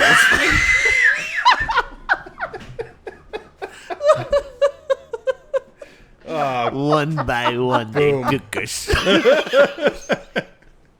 Show me the way to go home. 400 Nazis go into the mountains. 100 come back. So yeah, so we see that the locals stood up to Herzog's 300 soldiers and forced them into the mountains where they were never seen again. And the guy thanks them for the coffee and he leaves. But he does get a little handsy with Roy. Like he like grabs Roy by the throat. And he's nobody like, does anything. They all just stand there like, I have that in my notes. what? Yeah. I have that in my notes because he's like choking them, and it's just kind of like, don't all help at once. Yeah, no, like they Because don't they're even. like, there's like 5 of us and like 1 of him. What are we gonna do? They don't even stand up. They're all just sitting there like, oh, Well, that's happening over Hey, there. maybe that was a metaphor for You know- like for Nazi Germany. There was like a lot more people, and nobody was willing to stand up against the one guy. Wow, that's good. See, there's layers of depth to this movie. Crucially, though, Norway did put up a really good fight. Like, they fucking terrorized the occupation. The occupation could not keep Norway under control. What do we do to you guys? Or they're like totally okay with suffocating friends because like no one stood up when the girl was getting suffocated. Maybe they're all just into it. I was They're gonna say like, maybe they all met like a nobody- chat room. Like, if you see they all Roy, met in a chat room. It's our kink. it's like, hey, What's our kink? Oh, getting choked to death. Oh shit, that's me too. You in med school? if you see Roy getting choked out by a middle-aged, mysterious asshole hiker, mountain man, don't interrupt him. He's exactly where he wants to be. What if he just had like a huge erection while he was doing it? That boner ain't for sharking. Well, the boner ain't for sharking. It's so stupid. I love it. So that night, we see Riverguard wakes up thinking Sarah arrived, but it's only a nightmare, and he sees like a zombie version of her. Oh yeah. And That's pretty cool. yeah, that was pretty cool. And he wakes up and he sees her. Did you mention the gold already? No, not yet. It didn't happen yet. Yeah. It didn't. I thought it's the hiker tells them that the Nazis took all the gold. Yeah, but I don't think they found it yet. Yeah, No, I don't no, think they found it but- yet. But so important for later, the Nazis Yeah, took they didn't find it yet. they kind of like knew that the war was ending, and they were like, we are gonna need something Some to, gold. We're gonna need something walking away from here. And so they just went into the town. They searched every house and building. They took anything of value. They took anything that was gold. And they took that with them when they got driven up into the mountains, and it was never recovered. And that is so the Nazis did in real life take a lot of valuables, and specifically gold, from the places that they occupied, and not all of it has been accounted for or recovered. So there are a lot of it's a pretty common trope in like European tales, like the Nazi gold that's out there. Right. The way that like a lot of American ghost stories are like, this campsite is a a native burial ground, woo, or whatever. It's like, oh yeah, well somewhere at the bottom of that lake is Nazi gold, because we like. Yeah, no, not all of it's accounted for. We don't know what happened to it. So they did not see it again? Yeah, no. They did not Oh, see I'm so again. sorry. I hate So you. sorry. Quit dicking. I'm so sorry. I'm going to say, though, that there seems to be some sort of curse thing going on with the zombies and the gold. And I'm like, hey, this would make for a wonderful introduction to a zombie Nazis versus leprechaun movie. Oh, yeah. Oh it my definitely God. has a leprechaun thing going on. Yeah, because That's crazy. It's exactly the same thing. Yeah. Yep. But anyway. Indistinguishable. But yeah, when he sees this, when he has this nightmare, this vision of Sarah, he sees her kind of messing with something on the floor and then getting up and walking away. Yeah. And when he goes to be like, Sarah, where are you going? She turns around and she's like zombified. Yeah. And then he wakes up in his bed all freaked out. With an erection. Yeah. Yeah. That's my thing. That's a lot of erections in Guys, this movie. these guys are real fucked up. Should've been Suffocating in zombie faces. Should have been hard snow. Dick Snow. So we cut over to the Crazy Ralph trope character who's in his tent, and he meets his end when a zombie slits his throat and then just starts It's eating him. awesome. I It's love really that, like cool. that cool wide where you see the thing kind of like storming towards the tent. It kind Yeah. of reminded me a little bit of that 28 Years Later scene when it's like running across. You know? Yeah. It's kind of got that sort of thing to it. Yeah. But I will say his flashlight sucks. Oh, it's a flashlight that Yeah. gives the range of a pin light. Uh-huh. What's Yeah. up with that thing? Yeah, that was awful. It was that terrible. Yep. You brought that out into the wilderness with them, giving them shit. Yeah. So the next day, we see that Regard wants to search for Sarah, and he's growing concerned that she didn't arrive yet and stuff. So he sets out on a snowmobile, and I have to say, the music Is that like and the scene? Is that like the new metal that's playing? Yeah, it's like Yeah. and like so he's like driving like crazy. He's Yeah. like literally Yeah. doing all these like crazy ass stunts. Do you know that's actually when the metal messiah rose was in that moment? Did you know that? I believe that. Jon Snow rose from the snow. He It was- rose from that's- the snow. That's actually part of his mythology. I love that. Yeah. I actually Hey, love John, that. confirm. So But I love that it's like this like a big action sequence where he's Right. like, driving over the snow and he's, getting some air and Dude, stuff he's like hitting that. those snowbanks like Yeah. he was like But then it like Tony Hawk's. comes to a screeching halt. It just like hard cuts to him sitting on the snowmobile, like having a little snack. And, Yeah. like, Yeah, I having liked some his tea. snack. Oh, yeah. No, he's like, it takes a couple bites of his sandwich, and then it's like, that's enough. And he packages, like, he wraps it back up, puts it back in his pack. He has, tea from a thermos. Like, I just Yeah. thought that was so fun. But I love how he's like, it's literally like Tony Hawk Pro Skater. Yeah. When he's on that snowmobile, he's like, What I really wanted was for him to be having those like real crazy new metal jumps and everything. Yeah. And then just like a hard cut to him sitting there and being like, I have no idea where she would be right now. Yeah, no, that's never Yeah. addressed. It's like she could be anywhere Yeah. in Right. these vast fucking Yeah, mountains. they're huge mountains. yeah. Well, while he sits down though, he notices the tent, and so he walks over. Yeah. And Because it's like a bright orange tent. yeah, and he goes to check it out, and that's when he finds the crazy Ralph dead. Yeah, and I And it looks love awesome. this shot It's of so him good. because he sort of goes to peek into the tent, and then we see the inside of the tent, and just like you can kind of see it in the dark, and then there's just that little shaft of light where he pulls the It's tent flaps just in. enough. And Yeah. it's so quick, but it's such a good.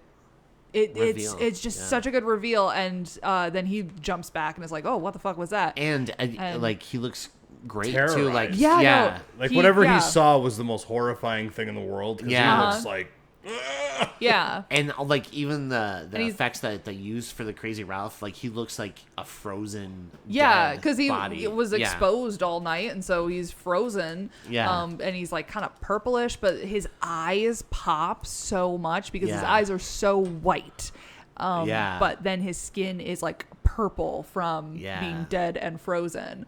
It looks so good. It's such a cool shot. It's great. So then back at the cabin, by the way, he also had his best Bela Lugosi face on. Oh yeah. Yeah. He kind of looked like Lugosi a He's little got a bit. really. Bleh. Bleh. I'm a Bleh. So back at the cabin, Martin gets a little queasy at the sight of his girlfriend's tiny cut on her finger, and that's when his buddies start making fun of him, like, "Oh yeah, how Rightfully you gonna, so. Yeah, Yeah. like, oh, how are you gonna get through med school, buddy?" That's Hannah's boyfriend, right? Yeah, The Yeah. guy can suffocate his girlfriend, can't Martin. handle a little blood. Yeah. What a bitch. Yeah. That's when Elrond is digging around, and that's when he finds that box of gold in the floor. Well, because that floorboard that he lifts up, so there's no like fridge in this cabin, so they're storing things that need to be kept like colder under this floorboard because it's cold. And so he's like getting more beer out of there, and the bag rips, and that's kind of why he's like digging around in there. So like, there's a reason he's not just randomly like, Snooping. oh, that looks like a squeaky floorboard. I'm gonna check it out. Since Sarah and her boyfriend are here, I'm gonna fuck around. Yeah. So meanwhile, Oh, that's- and this is the spot where the nightmare vision of Sarah, that is the spot in the floor that she was like leaning over. in. And, Yeah. Yeah. Why is he having visions? That's not clear. I don't. So meanwhile, Vergard spots footprints and decides to follow them. Eventually, he falls into a cave. Not before. Okay, so they spent a lot of time talking about avalanches at the beginning of this movie, and he's just like screaming Sarah's name, He's like, Yeah. Sarah! and I'm like, I don't know, man. I feel like that's like a real bad idea. Yep. Yeah. Any disagreements there? No. Am I not Nope. assessing this correctly? You know what? No, that's pretty All right, accurate. right. That's pretty Okay, accurate. good. Fair point. Fair point. Fair point. So back at the cabin, they're all drinking and having a good time.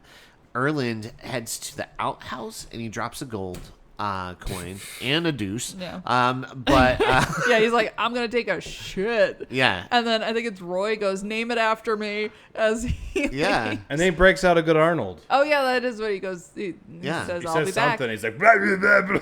It says I'll be back, but then he does just sort of go blah, blah, blah. Yeah. It's just- It's like incoherent, but it's wonderful and it's on brand. Yeah. And so yeah.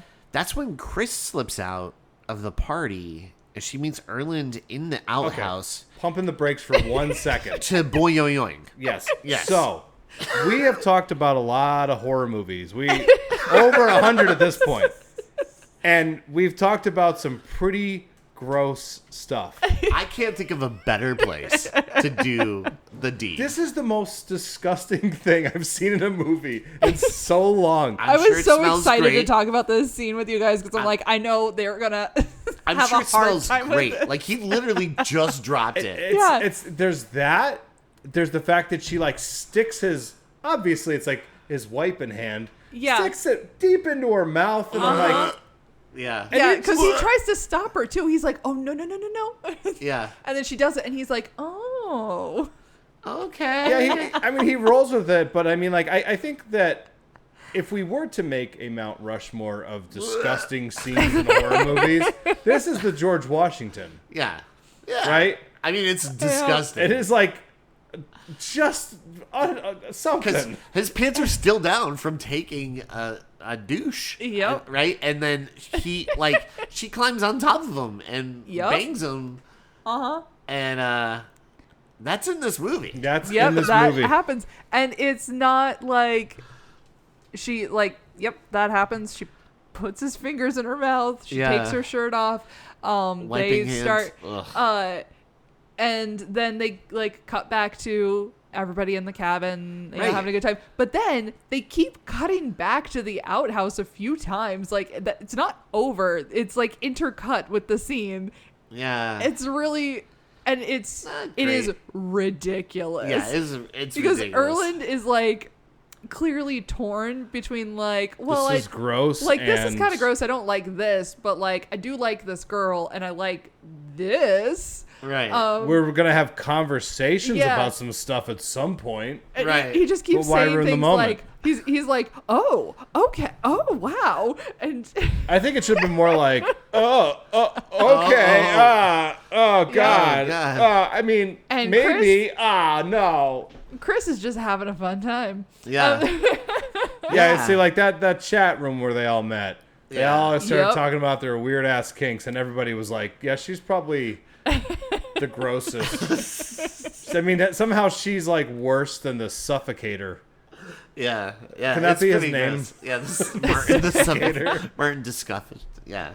So Elrond heads back in. And he kind of like is like, oh yeah, we boing-yoinked, right? Yep. And everyone's just like, "Oh, oh. Well, they just say they're like, Where? oh, you're back. Did you see Chris out there? Because they're like, obviously she went out to Right. also use the outhouse. They're like, have you seen Chris out there? And he goes, yes. Yeah. And they're all And they all they're start all doing like, ooh, okay. they all start doing the math in their head, and they're just like, "Oh my god, Yeah. Oh, they definitely. you didn't hit it in there." Yeah. Yeah, and so Chris is alone in the outhouse by herself. Yeah.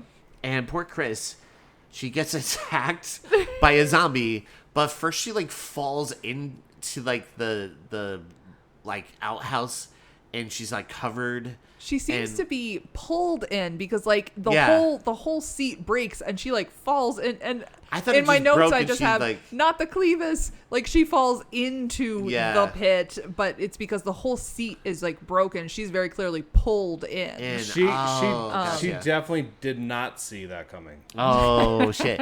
But she is covered in excrement. That's my basically. Covered. Yeah, and I thought it like just broke. I thought it was weird that she still like put her hand in her mouth. No, I'm just kidding. She starts having sex with It's the like, oh my zombie. god. Oh, It's you're like, in here this too. isn't my dream. But no, she gets attacked and killed by the zombie. Yeah.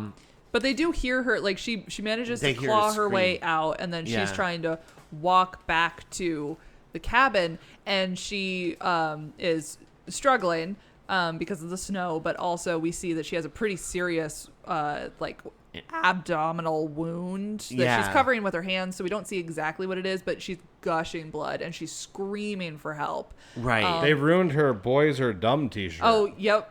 I want to take a moment to acknowledge some of the fallen t-shirts in this movie. Yep. We had the "Boys Are Dumb" t-shirt. World Hugging Champion, which I think is the best one. I like that one. Brain Dead shirt. Yeah. Pretty rad. The rest of them are boring as fuck. Yeah. But I would like They're to have so the World regular. Hugging Champion t-shirt if I could get my hands on one. But like they hear her inside, they're playing music and they're laughing and playing games and stuff like that. So, but it's Hannah kind of hears something and she's like, wait, everybody shut up for a second. And it takes them a couple of tries to get everybody to shut up. So they don't actually get a clear, like, listen of her scream before it stops. Yeah. But then Hannah's the one that's like, no, I definitely heard something. Yeah. And that's when Martin goes to check on her with the two other guys. And Martin finds Sarah's bag outside. And they all discuss, like, that maybe something is wrong. And that's when a zombie tries to grab the one girl. But they're able to stop it. Like, she looks out the window. And, like, it grabs her. Well, first they have a puppet show. Yeah. Yeah, they have, like, a little weird... puppet show. Yeah, like, so Hannah is like looking out the window, trying to see into the darkness, like, oh man, where's Chris? And then you see Chris's head kind of like pop up, and there's a split second where she's like, oh, there she is, but then she's looking and she's like, something's very wrong with this, and then all of a sudden the head like moves up and away. And you see that it is severed, that it is just her head. It's one of my favorite moments in the whole movie. It's pretty good. Just like awesome. a Nazi zombie is standing out there, like doing a little puppet show shtick. with the head. Like, He's our funny Nazi. and then that's when like the window breaks and they try to pull. Liv. Oh, Liv. Yeah, the blonde. It was Liv. Yeah. Like a hand reaches in, grabs a fistful of her hair, and tries to drag her out the window. Yeah. And Hannah has to come in with a cleaver and cut her pigtail off. I thought it was funny, like when all the Nazi zombies were laughing at her for her new stupid haircut. Yeah, they're like, Yeah. what a stupid What a haircut." stupid do. Yeah, she just has one long pigtail and one really short pigtail for the rest of the movie, and it is Yeah. kind of funny. We can't kill her. She looks so stupid. So the group, like, they use a couch to barricade the door and stuff, and they're surrounded by the zombies. Unfortunately, Erland gets nabbed by them and dies pretty awful. Yeah. I think it's like one of the worst deaths Yeah, in this movie. he's like ripped to shreds. Yeah, they like gouge out his eyes. Yeah. And then they pull his skull apart like it's like a fortune cookie. They like literally just go.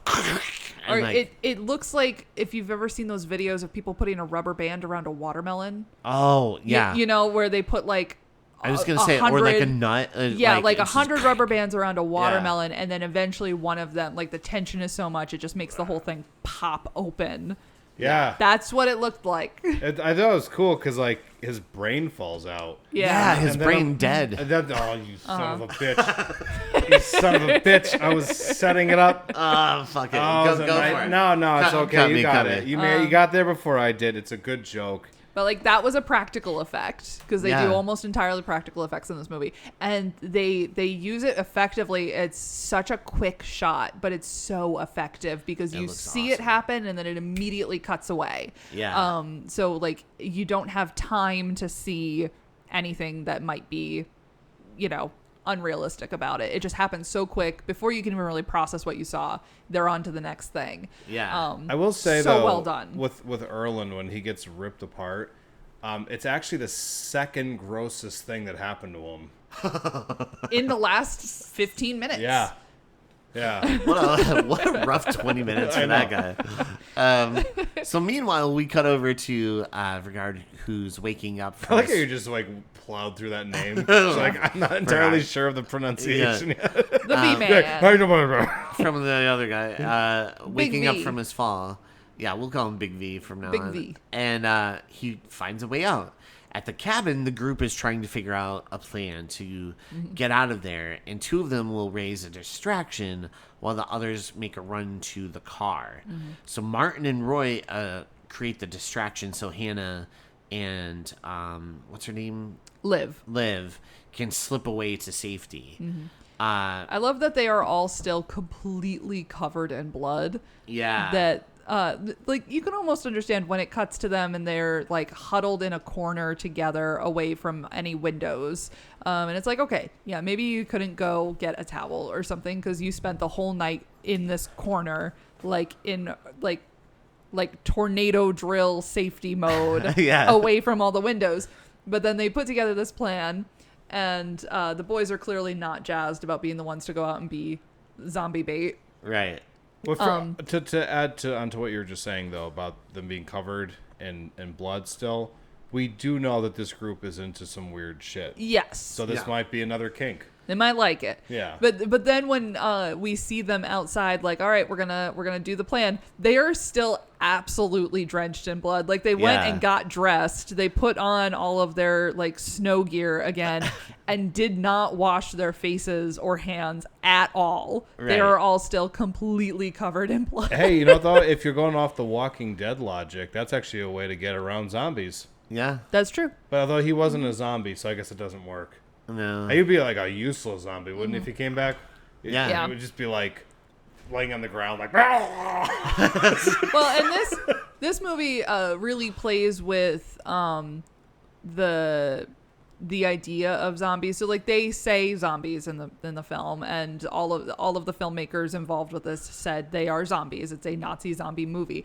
But they're actually much more akin to this Nordic creature of lore called a Draugr, which I don't play Elder Scrolls, but apparently they are like a monster that you fight in Elder Scrolls as well. I think Rocky fought that guy. Yeah. I think that was Rocky 4. But so you might, like, some people might be familiar with the term Draugr or Draugr. There are different ways to pronounce it. Or like Lord of the Rings fans might remember from the books, the Barrow Wights. They were also based on this Nordic creature, but so they are a corporeal ghost. So it's a corpse that was cursed. There was some sort of magic done over it, and they were interred at a place that they're meant to guard. They were put in like treasure hoards, burial sites. Sometimes they would be put at they'd be like interred under the entrance to like a castle or a palace, sort of the same way that like pharaohs in Egypt would have some servants and guards also mummified and put in their tomb to guard them in the afterlife. So Draugr would be these people that would be put in this position, and then they would reanimate if there was a disturbance. So like they would be dead corpses, not animate, until somebody disturbed the burial site or the treasure or tried to invade the castle or something, and then they would rise up and they would attack. So it's like kind of going with that mythology, because like they're a really common character that's used in a lot of Nordic tales and like Nordic like modern literature as well. They're like a good supernatural thing to fall back on that's regional. Yeah. But there's lots of different ways to interpret them. So some people see them more as zombies. Some people see them almost like vampires. Right. So there's lots of different ways that you can play with the character. So this film is pretty clearly saying like these are zombies, but like they're Draugr, and Draugr are zombies because they're they're for the gold. The gold was disturbed and they rose up, and so there's like some confusion in the film about what to do with them, because like do they adhere to the Hollywood rules of zombies, or like what is the deal here? Erland says you can't get bitten. You don't let it bite you. Right. And it's never established if that's accurate in the film. They just kind of assume it is because they don't have time to test the theory. But it's unclear how they work. We see, well, we'll get to it, but like a couple bites do happen. So Yeah, it doesn't actually change you. Right, but you don't see like the immediate change or anything, or does it take time? Yeah. Or is it like Roy says kind of later on, he's like, you really think they want you to be part of their, Yeah, like, are they army? really recruiting people? Right, Or yeah. is it just... I just know that these ones, when the Dragos bite you, they have you fight for Russia. Yeah. And then... I would bite you. I bite for me. I'm really good at somebody giving a really thoughtful explanation about something and then just completely fucking ruining it. I'm so sorry. No, it was good. It was good. So Vergard so sorry. shows it how, like, so he ends up back in the cave, right? Like he finds like the opening, and so he goes in and he finds a bunch of Nazi World War II memorabilia. Starts selling it on eBay. Yeah, well, I thought it's that really was in weird. bad taste. Yeah. First he finds like the guns, like the weaponry, Right. and then he finds the helmets, The flag. and he sees the flag. I thought Yeah. that was a cool shot, and like I kind of liked how that was almost more horrifying to him. Like he was more shocked by that there was this Nazi like, flag. whoa. Yeah. And like the red and black against the white snow of the cave was really effective. Yeah. But I thought that was a really cool sequence and a really cool shot where he's just sort of looking around like, wow, all these guns, and like, wow, these helmets, and like, oh, this is crazy. Something's my happening. girlfriend's head. Yeah. Which I thought he didn't really react as like. Well, he was planning on breaking up with her. Okay, yeah. Hey, did you think it was He weird was that definitely shocked. Yeah, he was shocked. I was expecting him to like have like a breakdown or something, and he was just like, "Wow." Well, he also didn't super have time to react because like he's looking at it and he's like, oh my god. Like, there's a and then head. he gets And attacked. he like he's shocked by it, and then he sort of is looking at it like, oh my god, is that Sarah? Because I mean, she doesn't entirely look like herself. She's been dead and decapitated for at least a day Like, now. I only knew the body. Yeah. Eyes up here, she kept saying. I should have listened. It's hard to identify. Hey, did you think it was interesting within all the Nazi memorabilia that at least one of the zombies, I don't know which one did it, but they spray painted Nazi zombies rule on the wall? Yeah, I thought that was weird. Well, they're immature, those zombies. Yeah. And in English too. I know, Right. it's Bizarre. so weird. Which I was like, that's weird. Like, why English, right? Yeah. I don't know. So then I don't like that third bite. we see where Big V gets punched down the mountain.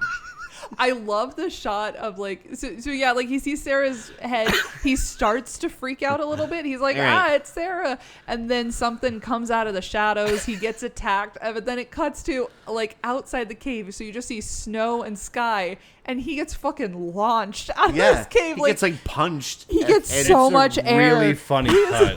yeah, really And he, funny. like, And he's just like, whoa. rolls down the hill. It's Looney Tune shit. Yeah. Hey, did you notice that a little bit before that there was these like Sam Raimi cuts? Oh, even later though too. Yeah, it happens But twice. yeah, But like, this, right here, yeah, like I was just like laughing. I just wanted them to be like groovy. yeah.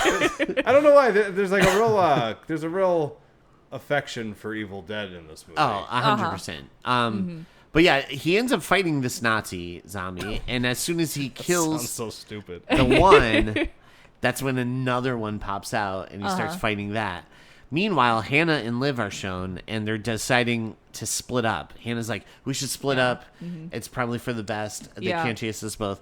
Liv's like, are you fucking crazy? I don't want to split up. Yeah, right? because they're following the snowmobile tracks down the mountain. That's the plan. Is we're gonna follow the snowmobile tracks down the mountain, and then we'll reach the cars. But it snowed in the night because whoopsie daisies, we're on a mountain with a ton of snow. It snowed, and so they're like going the direction that they're like, yeah, we kind of remember this, and then they reach a point where there's kind of two opposite ways that they could go down the mountain that will put them in very different spots, and they're like, we don't remember which way. So we could waste a shit ton of time going down the wrong way and not get to the cars? And how would we know when it's time to turn around and go back and then try the other way? Like, we have no clue. Yeah. And so that's why Hannah's like, we got to split up. Yeah. And then a zombie pops out. Yeah. Well, yeah, after they spend this whole time arguing about whether or not they're going to split up, and then finally Hannah's like, okay, no, you're right. We have to stick together. It would be so stupid for us to split up. We'll definitely die if we split up. And then this zombie shows up, pops up behind them like a jack-in-the-box, and they both just split in opposite directions immediately. Yeah. So they're just like, outie. So we see Big V. He dispatches another zombie by a tree. When he like falls down and there's like a sword in the forefront of the frame?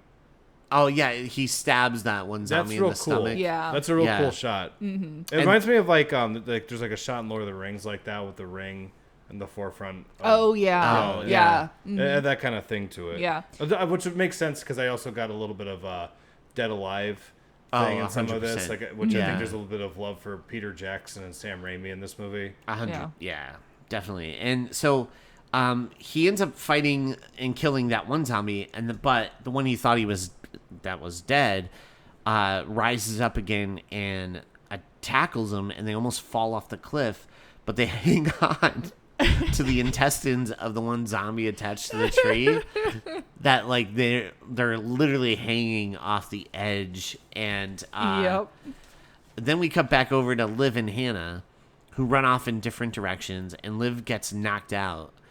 And when she wakes up to the zombies eating her, which I think is incredibly effective. I know love this that movie's scene. getting I like that one. This movie's definitely very silly, but I haven't really seen that too often in zombie movies where someone wakes up and they're just like eating your body, and that's from like a POV shot. Right. That's super horrific. Like you just wake up and you're like, oh, they're just like, that was awesome. Literally disemboweling her. Yeah. And like it's out of focus because she obviously has some like head trauma.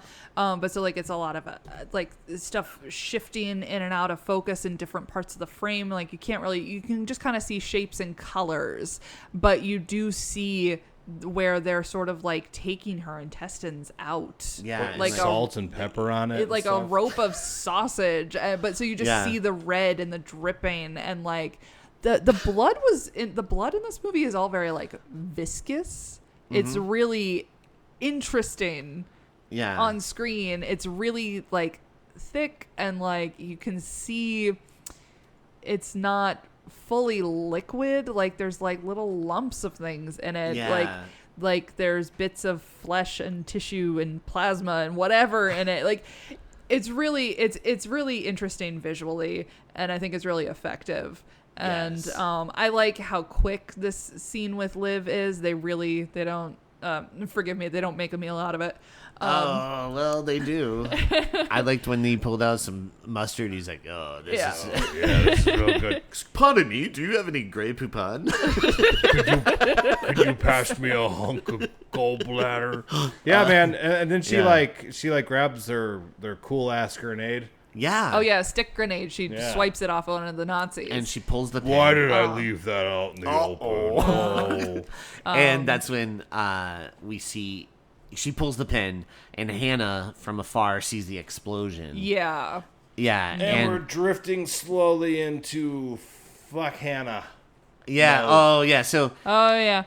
So then we see a larger squad of zombies, Nazi zombies, looking for Hannah, and she climbs up into the tree, and for some reason, she kills a crow, right? And there's like 2 fucking eggs inside of a nest, and I was so mad watching this. This scene is so ridiculous. It's hysterical. It was not cool, Hannah. Funny, you don't see her, so it's just like her running, them running.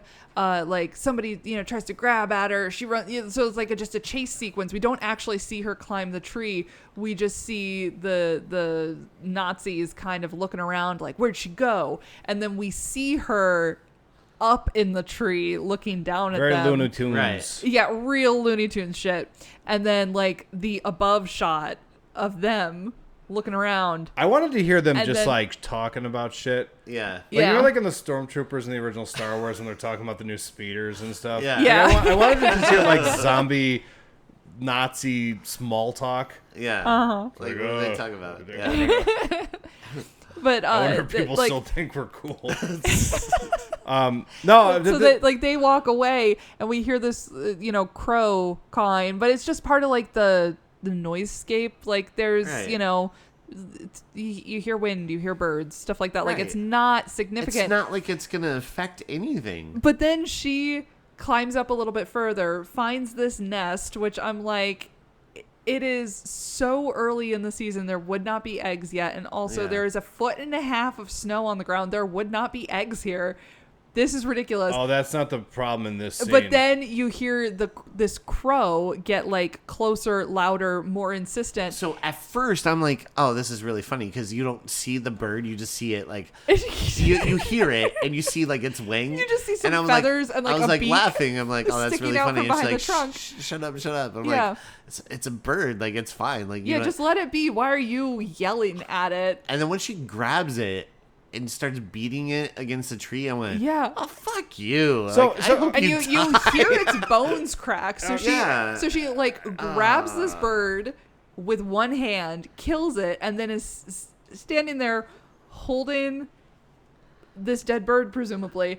And then she looks down and sees that the zombies have come back and are just like looking staring up at her. Yeah. And then, because even they're like, hey, like we're Nazis and we think that's a little much. That's a little too much. So this is why this scene sucks.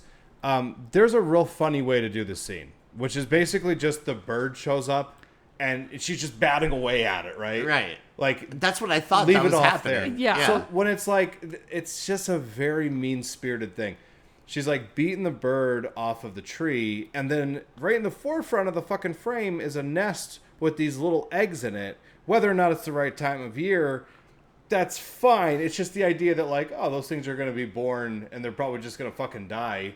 Right. And like, it's a movie and I shouldn't get upset about stuff like this, but like, I'm just like watching this scene and I'm like, if she lives, this will literally determine whether or not I hate this movie. Yeah. Yeah. Exactly. That was like, well, like when she first finds the eggs, she has this look on her face. And the first time I saw this movie, I was like, is she going to eat the eggs? Is she gonna be like? I've been running a while. Is she gonna be like? I haven't eaten since yesterday, and I'm really hungry. I'm gonna just eat these eggs. I'm gonna go find those zombies with the salt and pepper and for mustard. For a split second, you think that's what's happening here, and then the fucking bird. Off screen essentially because it's behind the trunk that's taking up like half of the screen. Right. So again, you just see like a feather, a beak stick out. And so like, I thought like the bird was so just excited funny. because like a person's up there and it's like, oh, I have a friend. Hey, rah, rah, rah, right? And then we can move past this scene. And then they revealed the nest and went, oh, it's just like a protective. And then she beats the thing to death and went, oh, fuck this lady. I hope she falls out of the tree. It's the weirdest, I hated most it. random scene. It's a misfire. It's it's ridiculous. It's like the one huge misfire in this movie. I brought because I forgot her name in my notes. It says, I want that fuck who killed the bird to be gobbled. Fuck up. Those babies will be born with zero mama. Fuck you, Hannah. And then another note downward says, kill Hannah. And then oh man, then there was another note that I had where when she was beating the bird against the tree, I had a zombie looking up at her going, that's my bird. That's my pet bird. Oh man, those are protected species. What are you? Son of a bitch. What are you, a me? You sick bastard. So the zombies hear her. She jumps down and kind of stabs one in the eye, runs away. But her and the one zombie fall off the cliff. And I'm rooting for the zombie at this point. I know. Yeah, well, she realizes that she's on like an ice shelf overhanging the cliff, and she starts stomping on it to purposefully cause it give to the audience break. what they want. And so like when the zombie lunges at her, it's just enough weight to like make the ice break, and they both fall off the cliff. Yeah. Which I was like, oh, good. Yeah. Good riddance. I was gonna do a Peter Parker in Spider-Man 3. Good riddance. So Roy and Martin are having a grand old time back at the cabin. Yeah, and they accidentally set the cabin on fire while trying to defend themselves. Jesus. And the so they dumbest fucking thing. Like Roy tries to throw this Molotov cocktail through the window, and it misses completely. It goes like 3 feet to the left and just hits the wall, and it immediately bursts into flames. Yeah. And so they run to the shed. And they arm themselves. Before that, they're like, "Oh no, we set the cabin on fire!" And then they call 911. Like it, hard cuts to them standing in front of the burning wall. Like they're still in the cabin, and it's on fire. And Martin is on the phone with and he's like, "Yeah, so." What happened was we went up to the mountains, and there are Nazi zombies, and we lost this person in our group, and this person went to find this other person, and we did accidentally set the cabin on fire. So like, if somebody could come help us with the fire. And then they hang up, and he's like, "Oh, they hung up on me." And Roy's like, "You got to get to the fire quicker next time." It's like, don't bring up the zombies. Yeah, don't bring up the zombie. Just say like, "There's a fire." And then they're like, "Okay, there's nothing to be done here," and so they just leave the cabin. Yeah, well, he's like, "Fucking Nokia," and he throws the phone. So they run to the shed, and that's when they have this, Evil Dead 2 moment where they arm themselves with like a sledgehammer and of course a chainsaw. And those also a fast little cuts reminiscent are, of Shaun of the Dead. Yeah. With the quick cuts of that's like that's where that came from. Yeah, the Evil Dead too. Like Sam Raimi's that's like, we talked about this last week actually. Like his style was the first time I ever realized like, oh, that's like a director thing. He has such a wonderful visual language. Yeah. And so they arm themselves, and then we see where poor Vigard was bitten, so he's trying to patch it up. Oh yeah, when they were dangling. Yeah, he got bit on the neck. Yeah. Before he was able to push the zombie off and like let it fall. Yeah, and so he's bleeding pretty bad, but he tapes it up and he applies a machine gun to the front of his snowmobile and just takes off. He's extremely badass. Like he stitches himself up, and then he puts tape around it to hold the stitches in place. Like, he deserves to live. I know. He's really killing it. Yeah.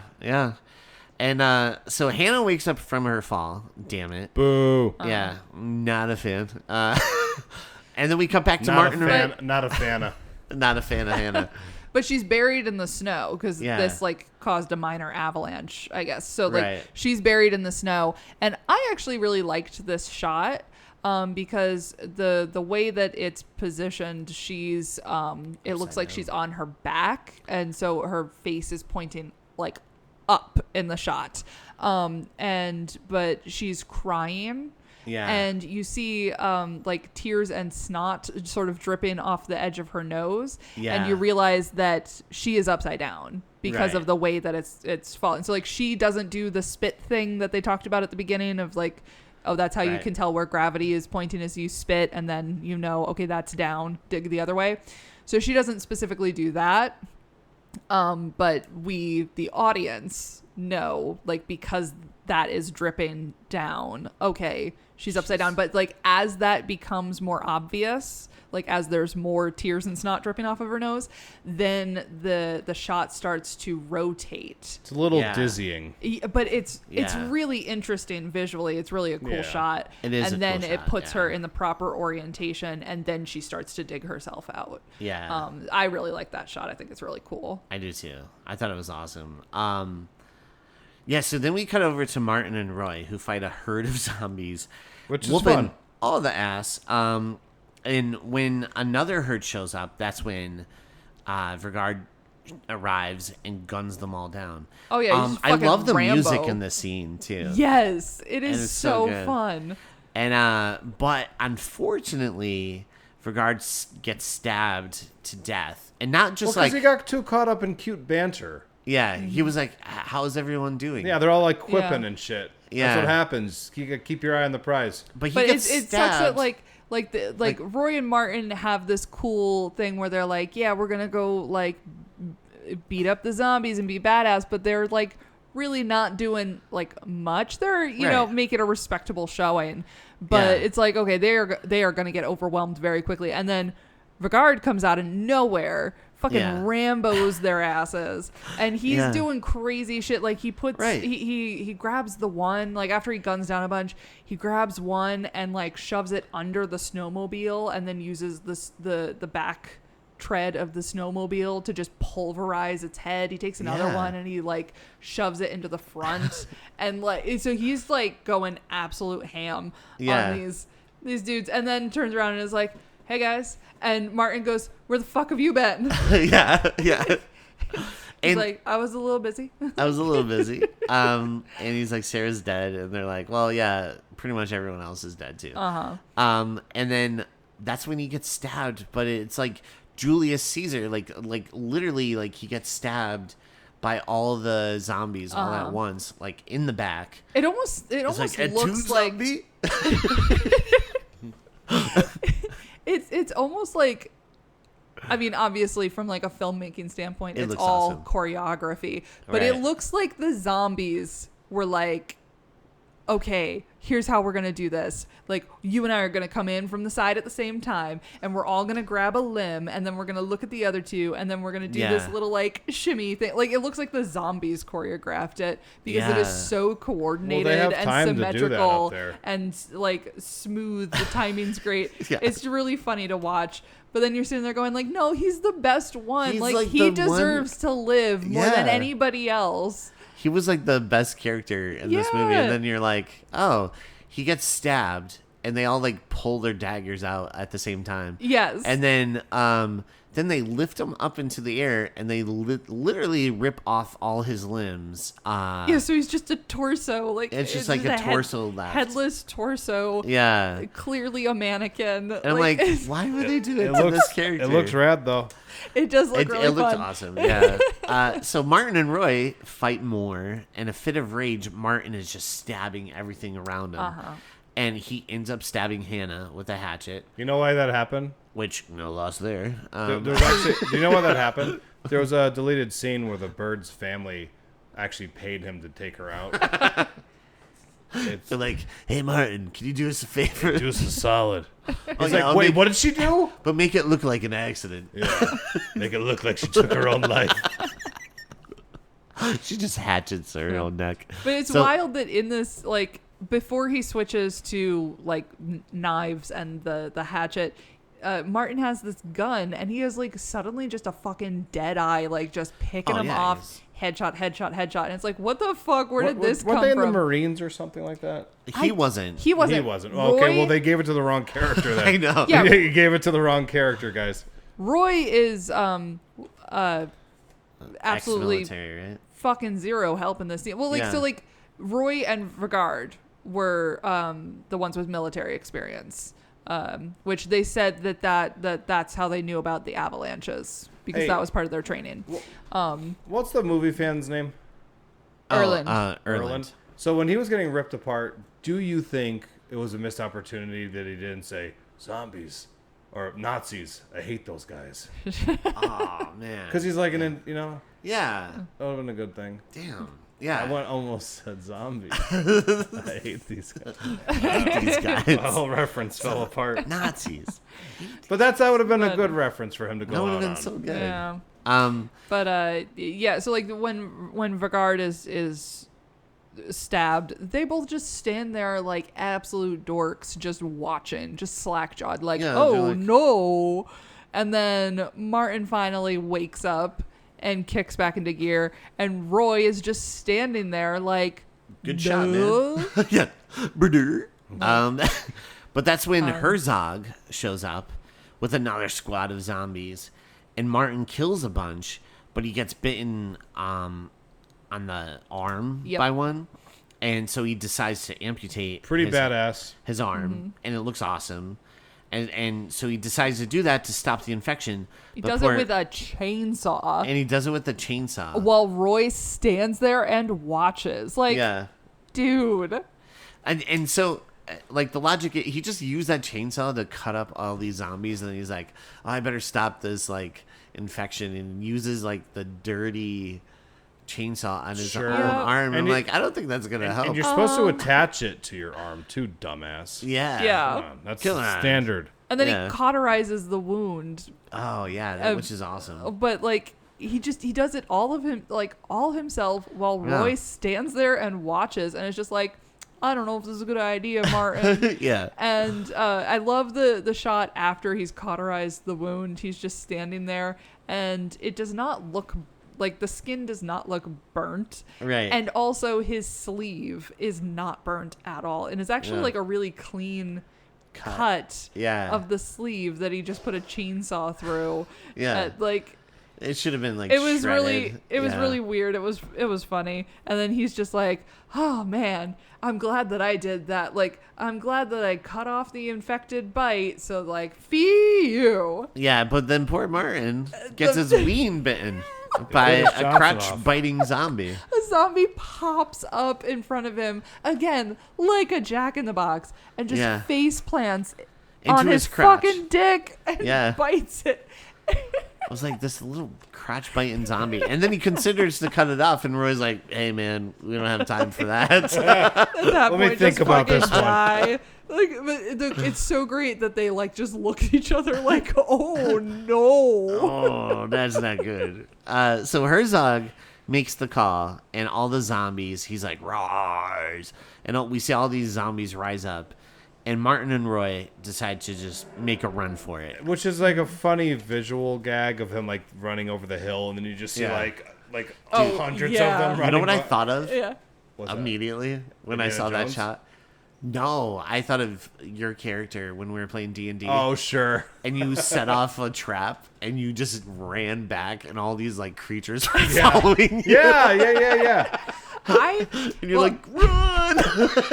I had the thought when they all pop up out of the ground, it made me think of Mulan.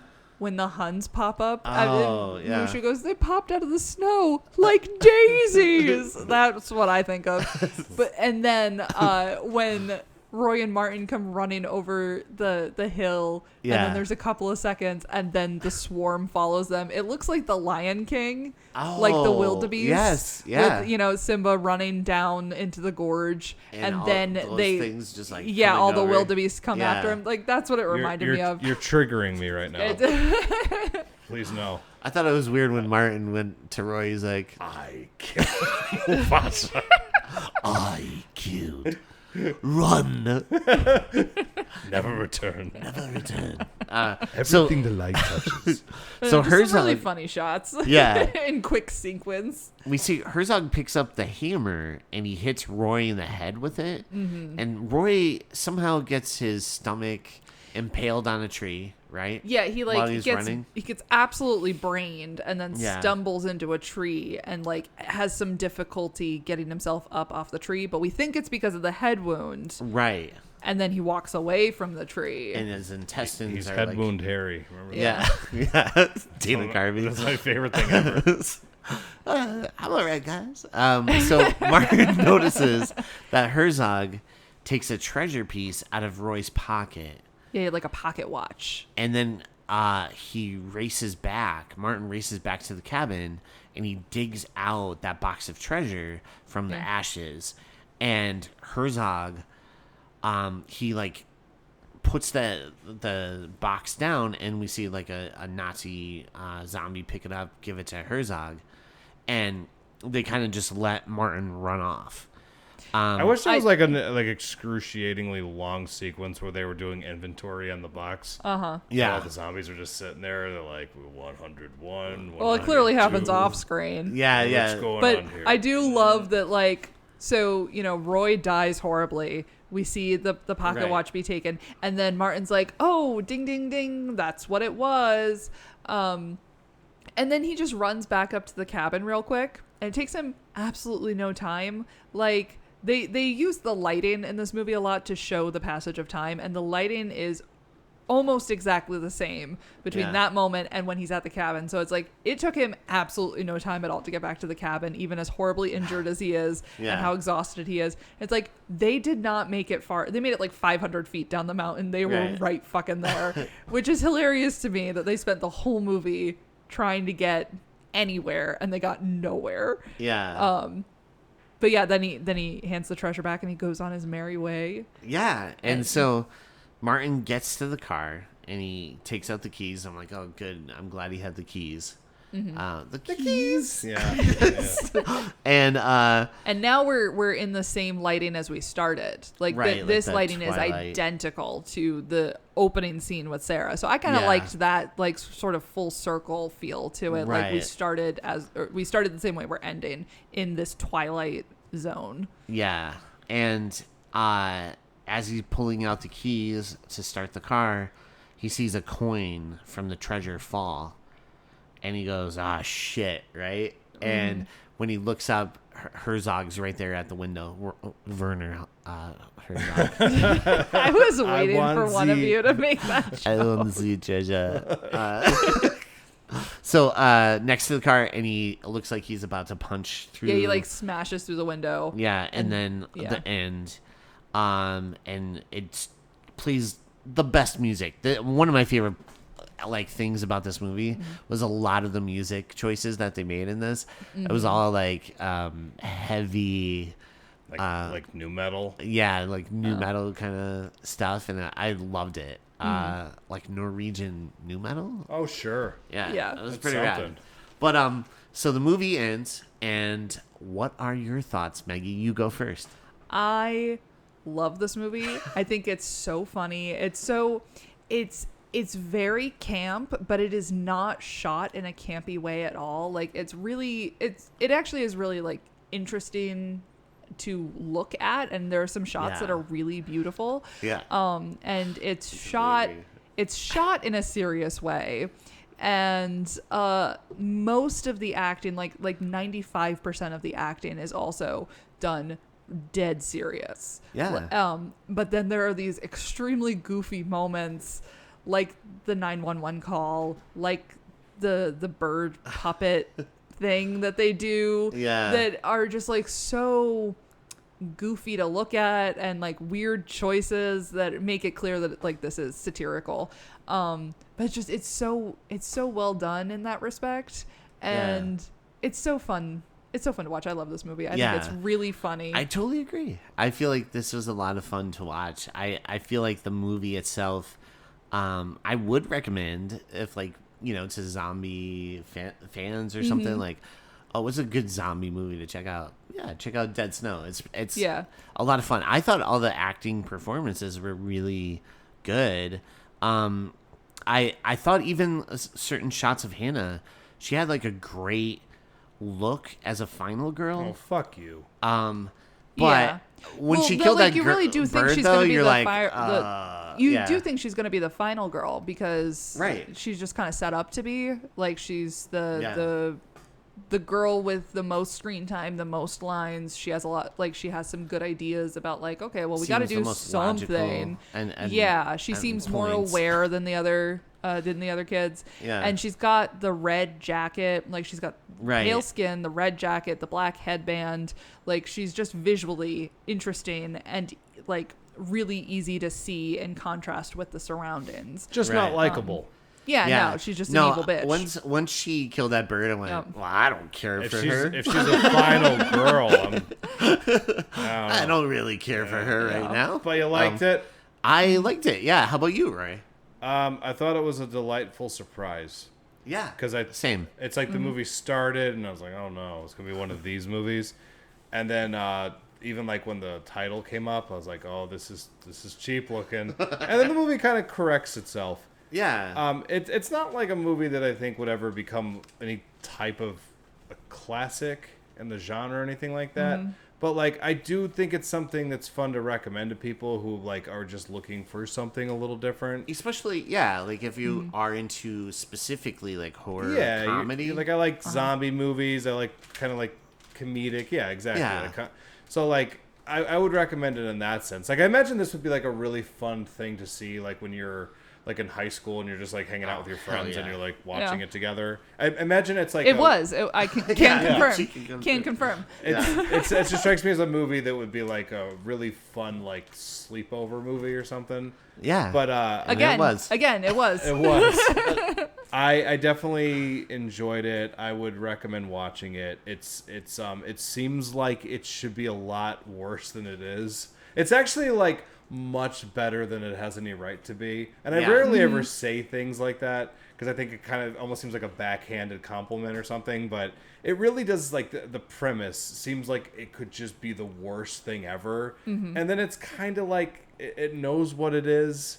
Yeah. It's a little clever here and there, and some of the lighting is like really pretty to look at. But at the end of the day, I think it is absolutely worth checking out, and I did not think I was going to say that when I started it. So No, I Yeah, felt it the is same. a bit of a dark horse. Yeah. When it started, I'm like, uh-oh. Right? But then Woof. as it, like, progressed, I'm like, well, I'm kind of liking this. This is kind of fun. it went from like a Popeye's Revenge To, yeah, Yeah. absolutely. It started off, I'm like, oh, this is fucking Popeye's Here Revenge. we go again. And then it turned out to be very delightful. I liked it. Except for the bird scene. Fuck Yeah, that. that's one of those scenes though. Like when I just it never works for me. Yeah. Like abuse like kids and people, like animals. Yeah, man. I don't know. Fucking kids. No, I'm just kidding. Yeah, like if there was like a nest of babies, In a tree. Yeah. I'm pretty sure that would track. Yeah. All right. So one of our new favorite things to do is your favorite kill. So in this movie, what was your favorite kill? You get one. Favorite kill. Yeah. Oh man.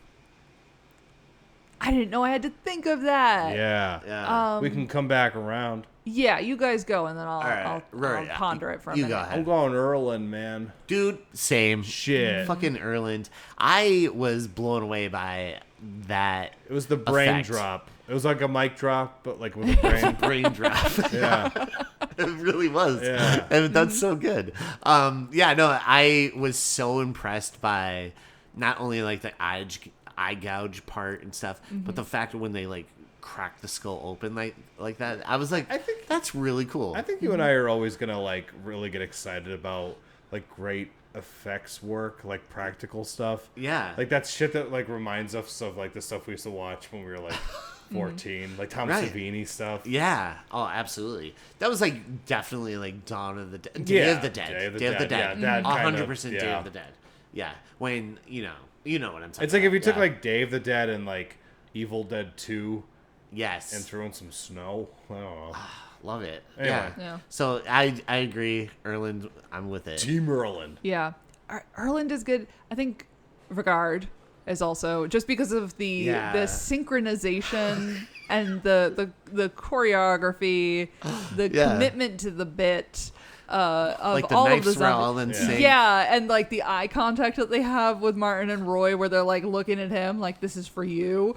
I love when they jumped into the pond and like just choreographed swimming. Yeah, it's pretty cool. Very old Hollywood. I liked when they It's all rose up out of the water synchronized, yeah. and then spitting it out like a fountain. Shirley Temple showed up.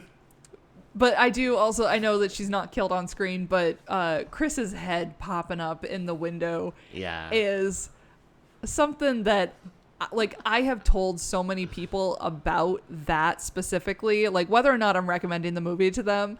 Like, if it's relevant at all to the conversation, I'll be like, this is the funniest thing I've ever seen in my life. I love it. All right, well, let's go into our emojis. Let's hear those burn ass emojis.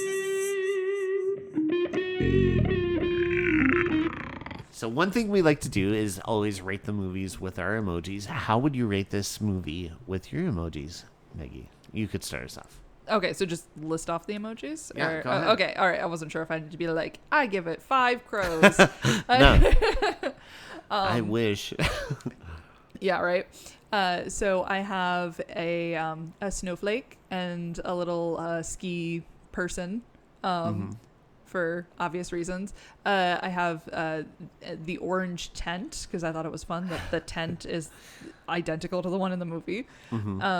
The gold trophy because I didn't have a gold coin,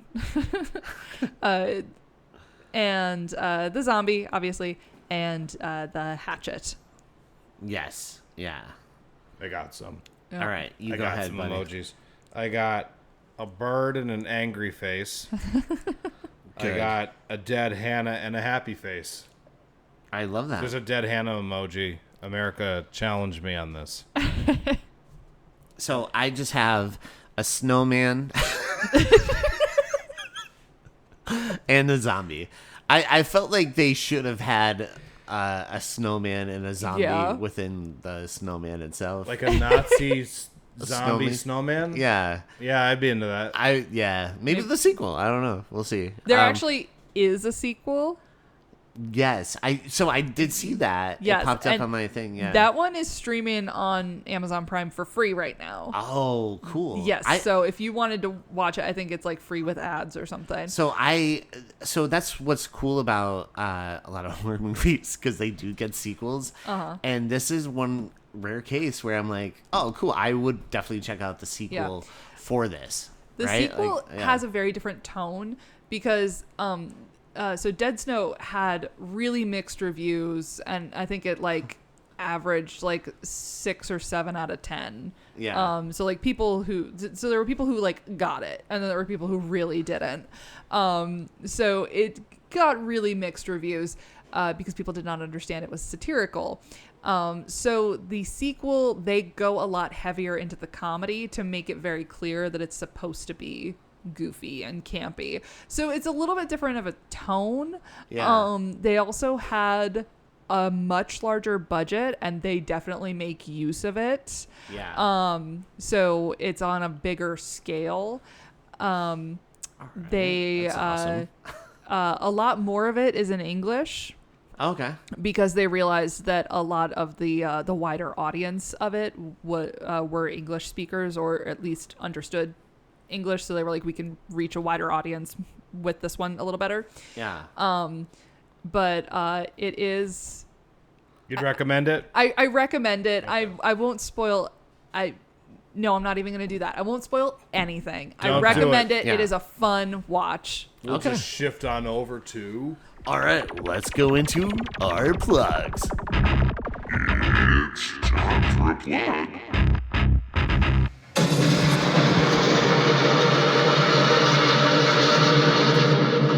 All right, Maggie, do you have any cool projects or anything you want to plug this week? Yes, I would love to. So I always give a shout out to my husband, Dr. Max Pepper. Ooh, yeah. Our favorite 7th grader. The coolest 7th grader we ever met. It's cool you had that title for a long time now, too. He's the reigning champ. Some things never change. But he is in a chamber choir called the Lyric Consort. You can find them on Facebook, YouTube, and also at lyricconsort.org. They are about to start rehearsals for their new season. They've been on their summer break. Their first concert, I believe, is going to be sometime in mid to late October, but I don't think they've announced a date yet. So you can look at past concerts on their YouTube. They upload them in full. So if you're interested, you could check those out. And then if you want to come to a live show, which is really a fun time and really beautiful music, they're down at St. Luke's Episcopal Church over by Steamtown. So keep an eye on their Facebook page for dates. Sweet. I also want to plug the Battle of the Bards. Yeah, Battle of the Bards. Barding it up.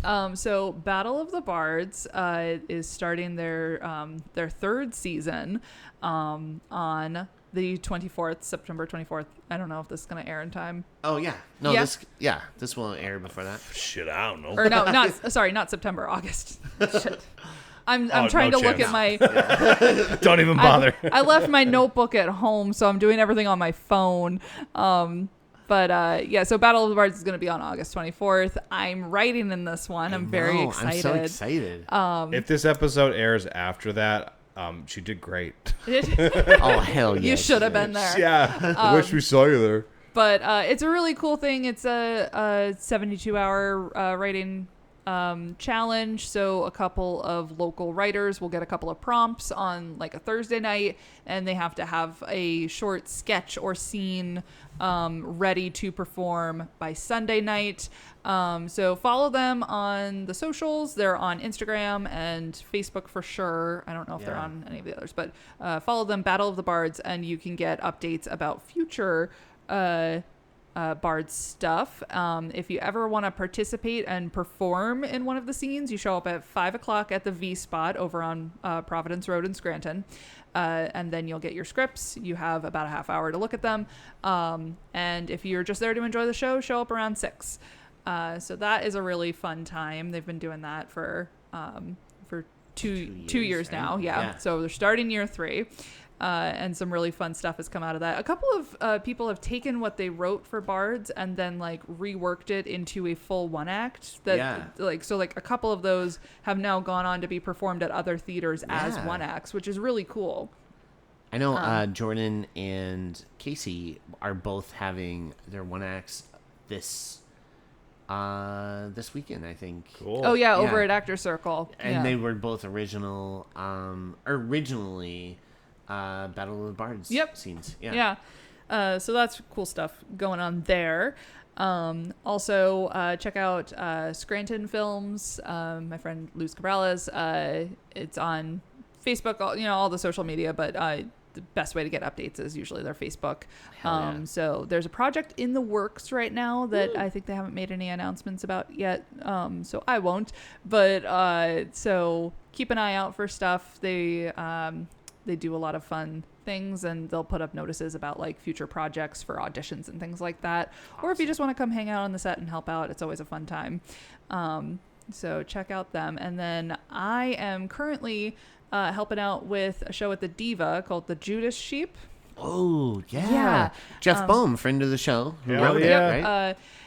So movie guy Jeff Bohm, he originally wrote this about 10 years ago when it was first staged at the Diva. He has since reworked a couple of things. I think he might have tweaked the ending a little bit. So if you saw it way back when, it is different now, and it's definitely worth seeing again. We have almost entirely a new cast. Only one person is reprising their role, so it's a whole new take on the story.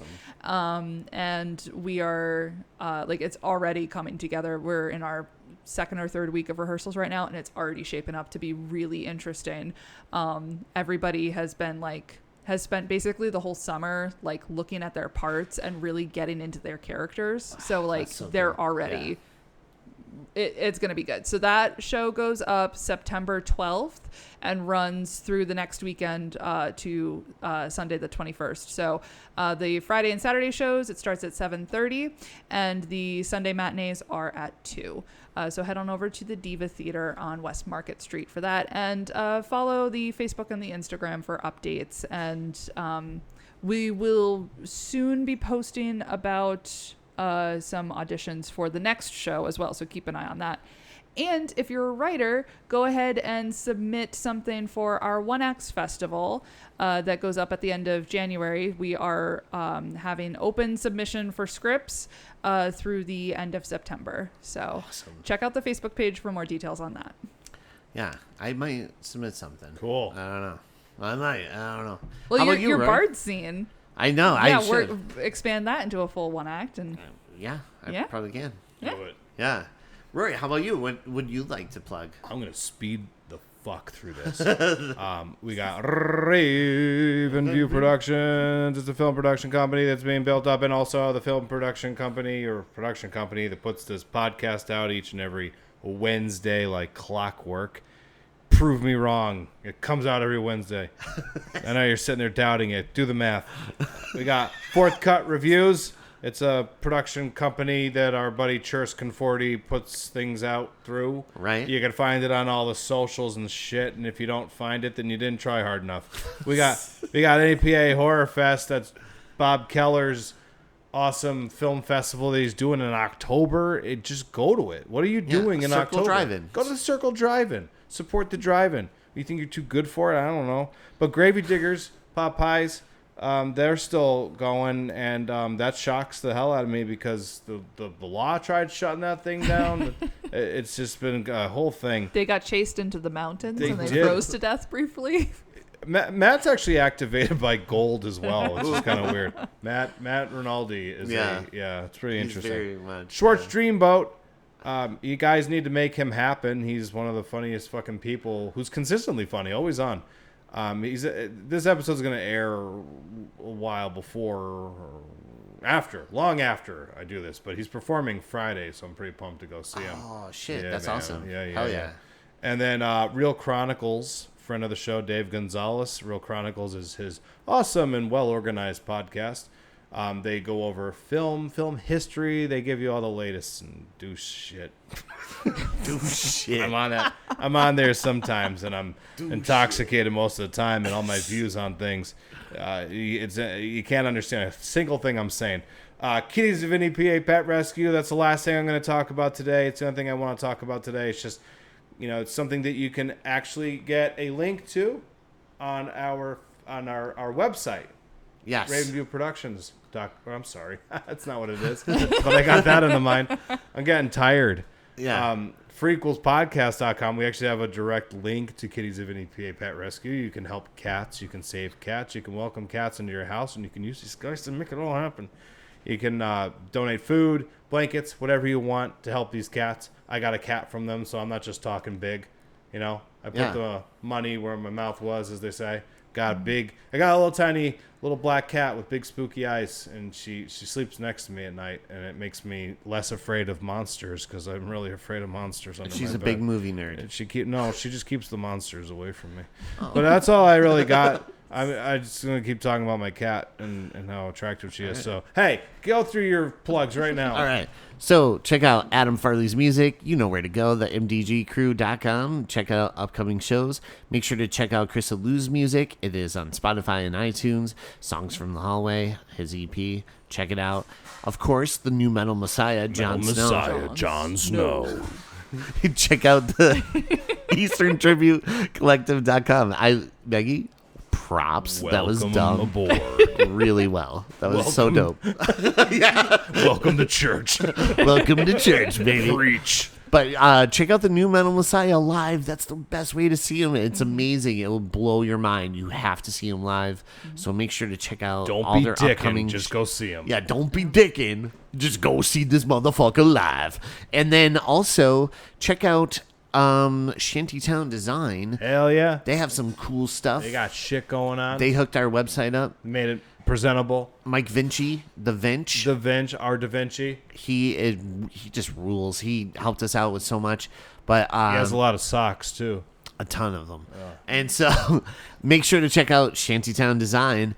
Also, check out The Variant Season with Will Perna. They have upcoming shows and they rock the house. Rock your socks. And finally, check out FREAKQUELSpodcast.com, where you can find merch if you want a t-shirt or a mug or glassware, a hat. What else do we have? Drugs. Gold coins. Yeah. Gold coins. We have Nazi gold. You've been looking for it? We got it. By popular demand. So we found it. We got it. Check out our website, and there you can find links to mostly all the stuff that we just mentioned. Also, check out upcoming shows that we are doing. We're actually doing a benefit August 24th. And that is at the Moon Tavern. I'm fairly certain that this episode's airing after that. Oh, is this after that? Yeah, but okay. Your heart was in the right place. I was almost there. Yeah. And we also post our upcoming trivia stuff. We do. And so you can check all that out. You can come to the trivia, you pricks. Come and hang out with us. Yeah. We'll make fun of you. We're doing some awesome trivia every month. Yeah. We single people out, too. We've ripped into this guy who just lost his parents. You should have been there. It was awesome. Also, last but not least, check out Three Jacks Burger Bar, the best place in the world. Planet. If you want the best burger on the planet, you come to Three Jacks in Dunmore. It's amazing. The month of August, they have Mary Moon. It's a vegetarian burger, and you can check it out. It's awesome. It's great. I can't wait to eat it because I'm a vegetarian mostly. You're getting there. Yeah, I'm getting there. You're mostly there. You're like 90%. 90%. Yeah. Yeah. And Nerd. Stop caring about things. But special thanks to Meggie for picking out an awesome movie and I'm coming so on. glad you liked it. I love when you come Yeah. on because I love how you could just dissect every scene and you do such a great job. I love. Thank you. I do talk too much. Yes. No, I love it. I think it's really cool, and I love how you just have this look on film. I think you have such a great eye for it. Oh, So thank you. I love could having talk you come for on. hours about zombies. I truly could. Yeah, you're gonna have to come back for more zombie movies. Do you have another That's movie picked legally out? binding. Hey, don't say any okay. future movies. Okay. Come on, man. Well, do you have one in mind that you do want to cover? Yes. Okay. all right. I Dead do Snow have 2. a master plan here. Okay, So perfect. Hell yeah. I feel like you are becoming our zombie expert. Like Elle's that's our... what I want. Yeah. Like if Elle, no, this is a long con. Yeah. Let me clue you in, boys. playing This is a a long long game. con for me to be zombie girl the way that Elle is vampire girl. Yeah. Yeah, she's like our vampire expert. You're Yeah. like, I'm moving in on the zombie expert. I do love vampires, and I could also talk about vampires for hours. Right. But I don't want to encroach on Elle's territory. I'm Right. our resident Cheeto eater. That's all Yeah, I that's got. what Rory brings to the table. That's it. Crumbs. We'll wrap this up. All right. So thank you again for coming on. Thanks Thank you for to having me. everyone listening at home. You guys are the best. With that being said, thank you for listening to